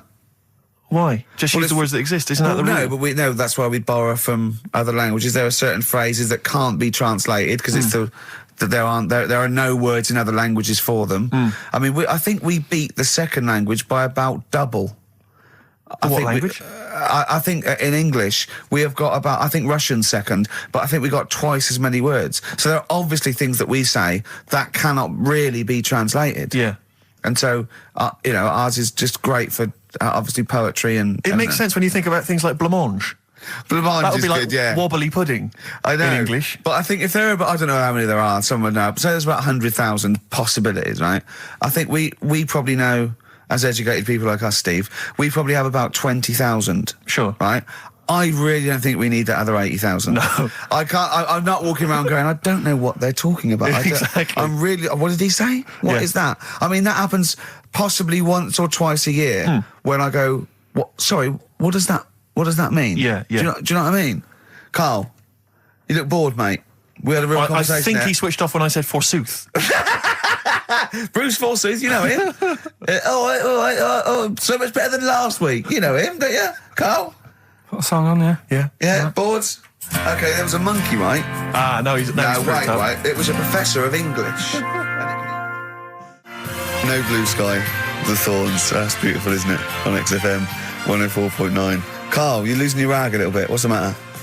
Nothing, go on. See? What's the matter? What's the matter with I've Carl? got something to cheer him up. Someone's emailed in, Emma's emailed in. She said that for those in the know, they referred to Lanzarote as Lanzagrotte. Brilliant. He's a bit fed up. He's got 2 CDs for Christmas from a company that's been with for 6 years.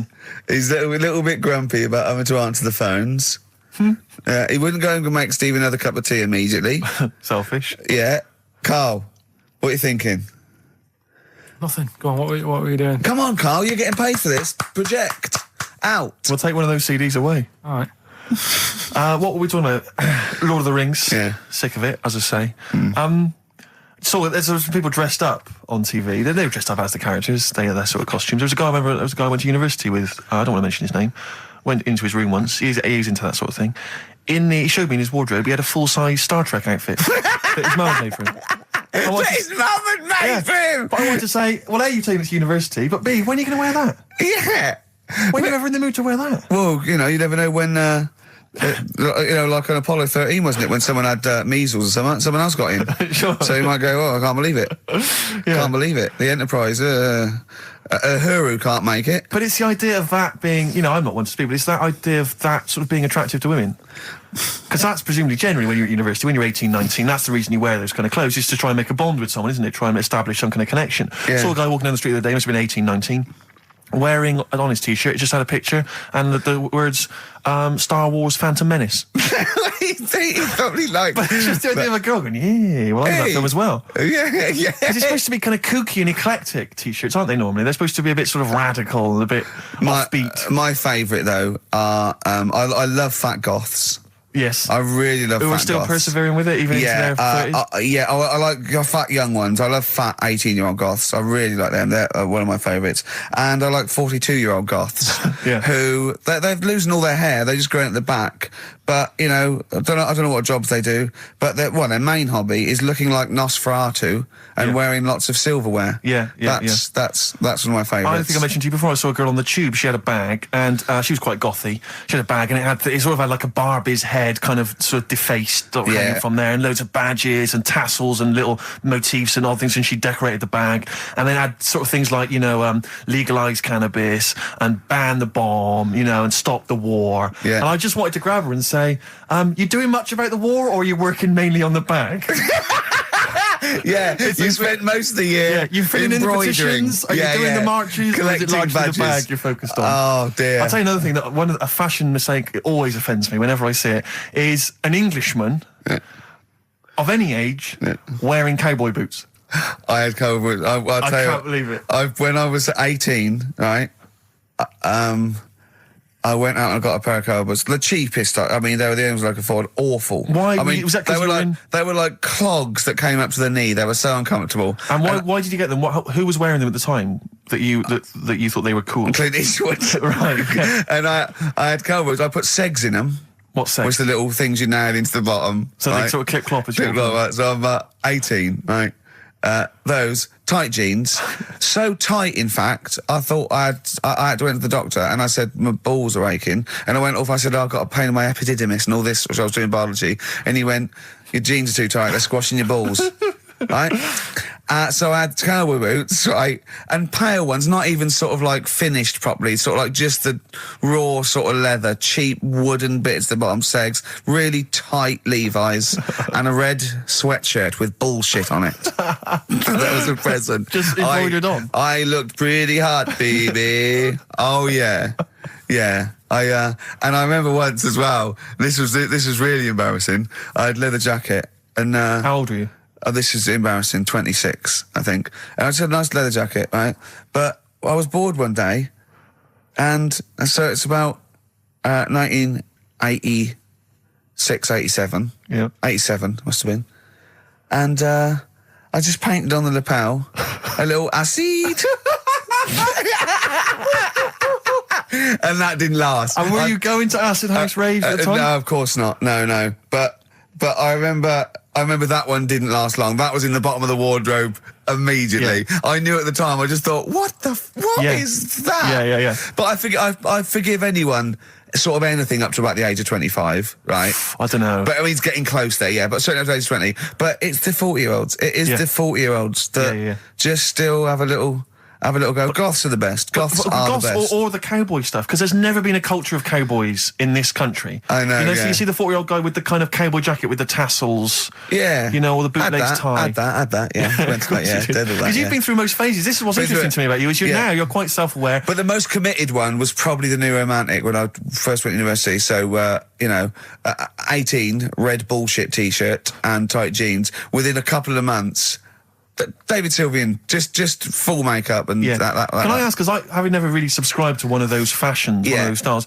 with something like New Romantic, which you've got to be quite committed, do you ease into that slowly, start wearing a bit of nail polish, maybe an earring, and then you work your way in, or you went whole hog? No, I remember the first time I did it was the sort of like the first disco in my first year. Just borrowed someone's makeup, put it on, stopped at the chin, hadn't quite got the so I looked like a mannequin, right? And then I sort of got better at it, I suppose. Right, wanted to look like David Sylvian. That was the idea, and then it sort of. And so you had to literally go out and sort of start again with your wardrobe, presumably. the cowboy boots went out, the tight jeans. You had to literally go to a shop and buy an outfit, a new romantic outfit. No, it was okay because in those days it was a suit. So it was new romantic. You wore the suit. I didn't wear all the sort of like pirate gear and pixie boots. I sort of wore the suit and luckily before I went away I'd bought a suit from my mum's catalogue, which was one of those woolen ones that went bobbly.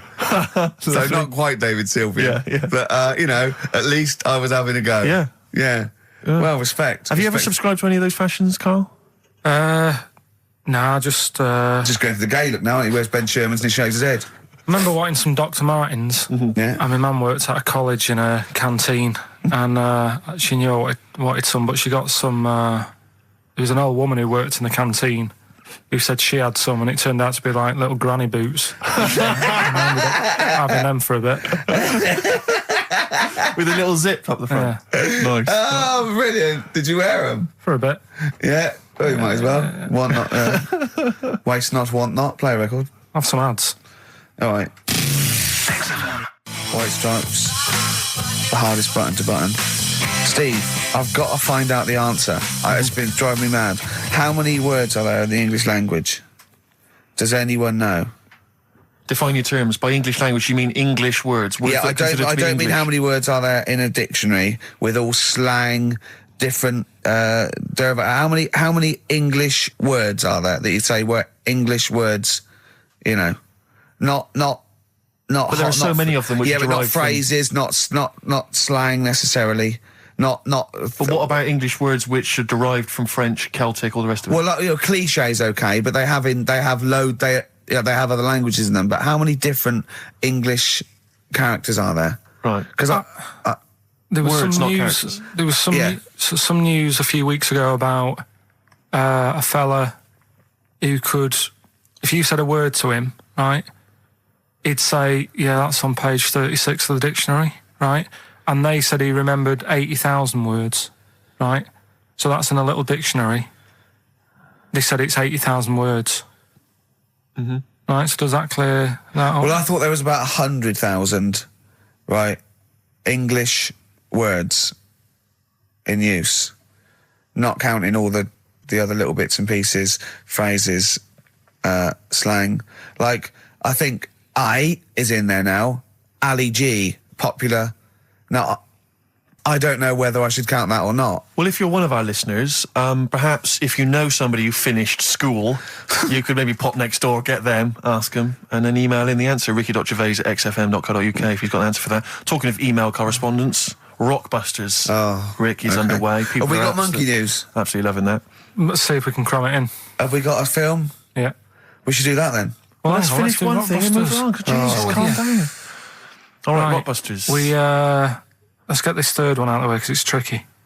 When you say tricky, it's tricky to say. The initials were AP. It was. Well, you take your dog out on that, or maybe on a Sunday. Come on, let him finish. Rick, let him finish. You take your dog there. You might go there on a Sunday. Have a taste of it when you're there. Right, that was AP. The answer? Alex Parks. Right. Alex Parks. Yeah, it kind of doesn't work, that one. But that one doesn't work. I know. It's you know that one doesn't work.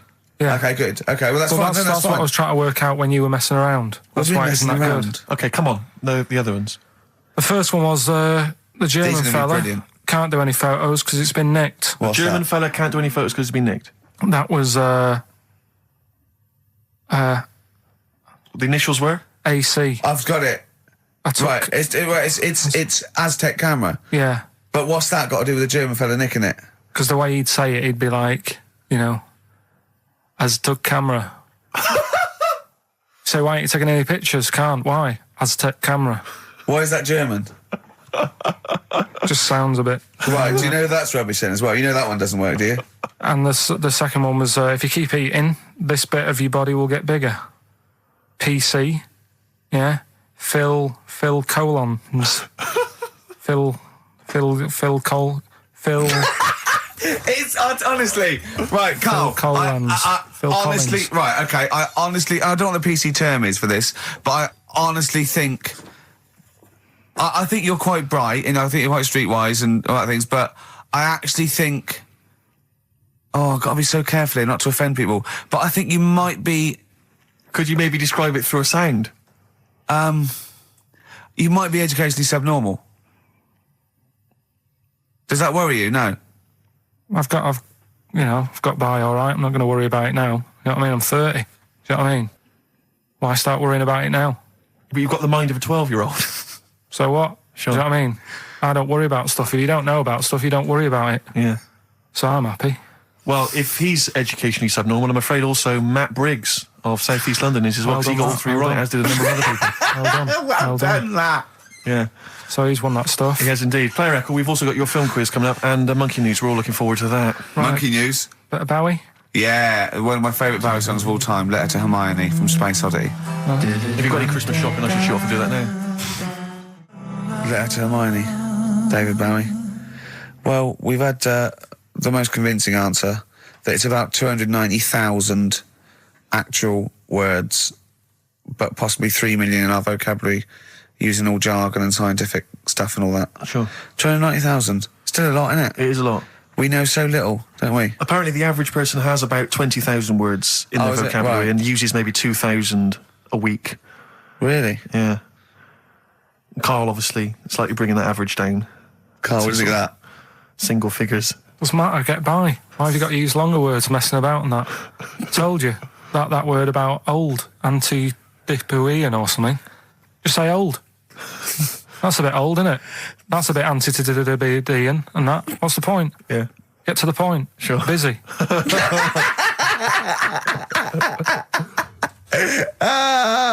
Right, okay. Are you in a film this week, Karl? We're doing that now. Yeah, go on. Get it over with. Hang on a minute then. Get it over with. Let's get this show over with. We can go home. You can go off to Lanzarote and sit on some ash. Some charcoal. He's not happy about that. That's annoyed him. The listeners have all ganged up on him. Yeah. XFM giving him 2 CDs. We've had more calls for his resignation this week than ever before. What do you think of that, Karl? What do you mean? There's another reason.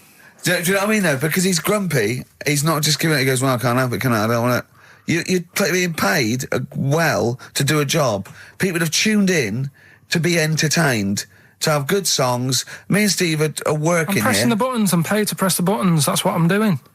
Has every CD started on time? Then Yeah. why would they give you Monday off if you just paid to press the buttons? Don't get every other Monday off, do I? So have you stopped doing that now, have you? Well, yeah. Why? Because there's work to do in that. I'm not moaning about it. Let's get on with it. Right, Scrooge, right, is the film that I'm in. Thought I'd do a Christmassy one. Okay. Right? Yeah. Get people in the Christmas mood and that. Yeah, you have. Yeah, you have got people in the Christmas mood. You're like Santa visiting them. So It's you in the film Scrooge. Yeah, Which yes. version of Scrooge? the old one. Is it? If it's just you moaning with bells, I'll be annoyed. Right, go That on is then. essentially Scrooge. yeah. Right, Scrooge, listen to this, and then there's some question at the end, All right. and you can win some stuff and that. Yeah. All right. Yeah.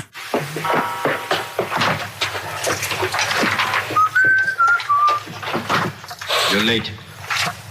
Only 20 minutes. What do you mean by coming in here this time of day? I've just been doing some Christmas shopping, haven't I? Probably do some more shopping on Monday because it's my day off, isn't it? Yes, I know it is. You don't have to tell me. Do you want to see what I've bought, Suzanne? No, thank you.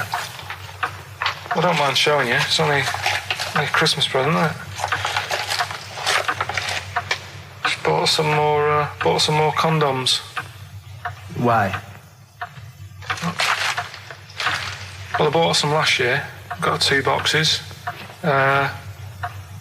They all got used, so... I'm very glad to hear it. How much do I pay you? Why are you asking? The presents I buy has got nothing to do with what I earn.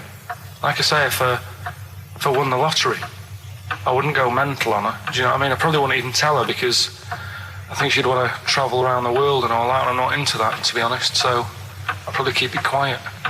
Why? Well, once you've been around the world, where do you go next year? Each to their own, though, innit? You know what I mean? Well, what do you want? What for Christmas?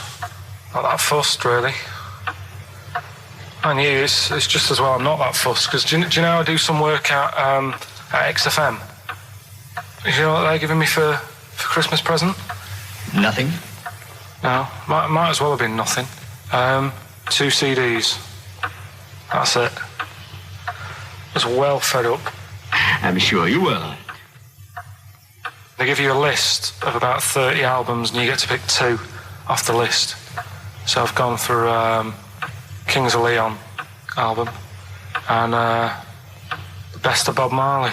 Mr. Marley has been dead these 7 years. In fact, he died 7 years ago this very day. Did he? Do you know what sort of donuts Bob Marley likes? It's not my business. No, it's not a proper question. It's an old Peter Kay joke. He likes the ones with jam in. Do you get it? Garlic bread. It's good, isn't it? Excellent. Oh, Carl, well done. Carl in Scrooge there. The only man more mean and depressed generally than Ebenezer Scrooge. Oh, dear. Oh. What's the question, Carl? Well, if people have been listening from the start, right, what albums am I getting? Yeah. Is that good? Mm-hmm. Good, yeah. What albums am I getting from for working for this place for 6 years? All right. Ricky.Gervais at xfm.co.uk. Michael Franti and Spearhead, Everyone Deserves Music on XFM 104.9, giving away some prizes for That's the film what the bosses say. Everyone deserves music at XFM. Absolutely. Choose 2 CDs. Yeah. Whatever you want. Well, the 2 that Carl's chosen are, of course, Kings of Leon's album and The Best of Bob Marley. And Paul from Basildon in Essex, we're going to give you the 25th Hour on DVD, Dr. That's a Terrible's good Face film. the Horrible, Lord of the Rings, The Fast Show Farewell Tour, and the complete second series of The Office. That's still available in the shops. Was that on DVD? That's on DVD. That's good, yeah. Plus, I think there's probably a best air guitar album in the world ever as well, which we can throw in. I know. That'd be a big treat. No DVD of animals selling out fast. I couldn't get one myself. So what about some adverts? XFM. Snow Patrol and Run on XFM.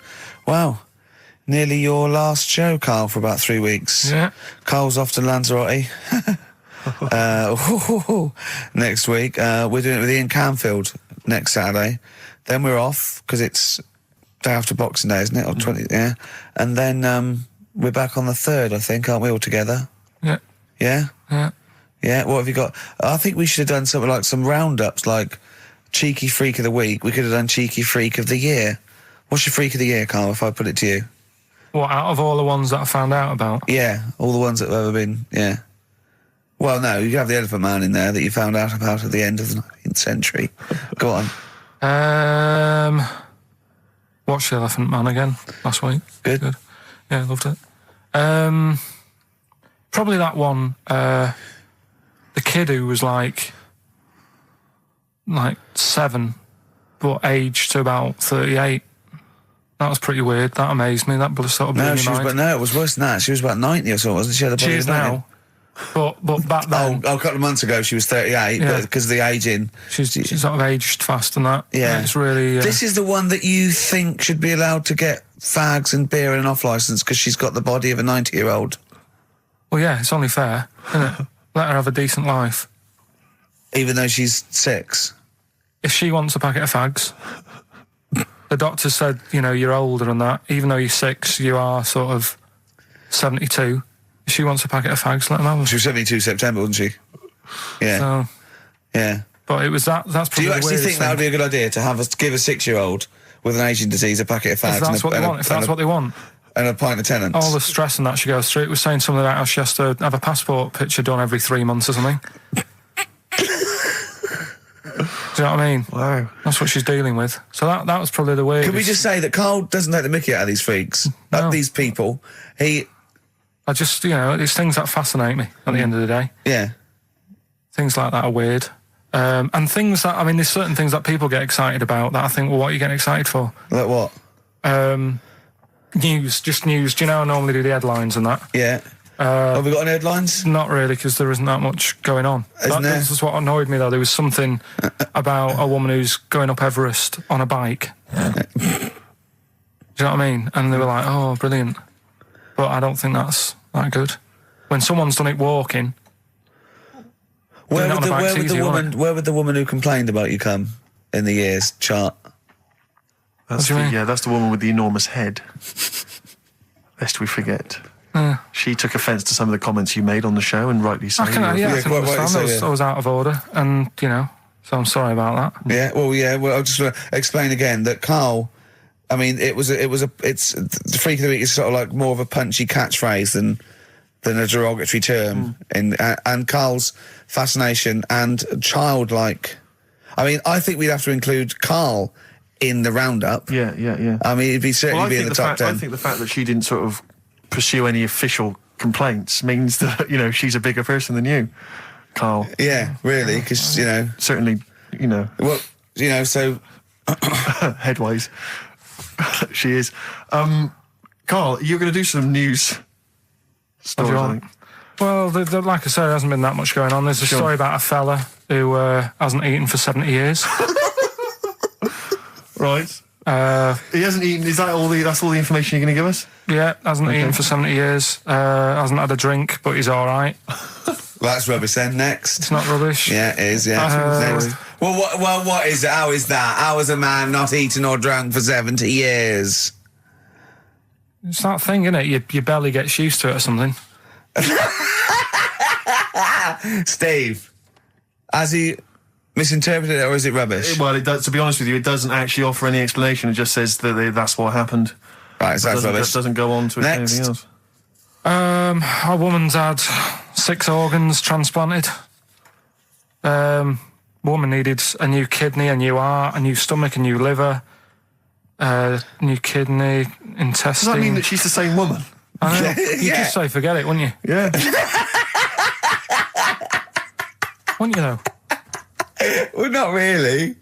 The organ is just a lump of tissue. If you're that knackered, call it a day. And don't waste time with that. Yeah, And good advice. There's a woman who hasn't slept for 8 years as well.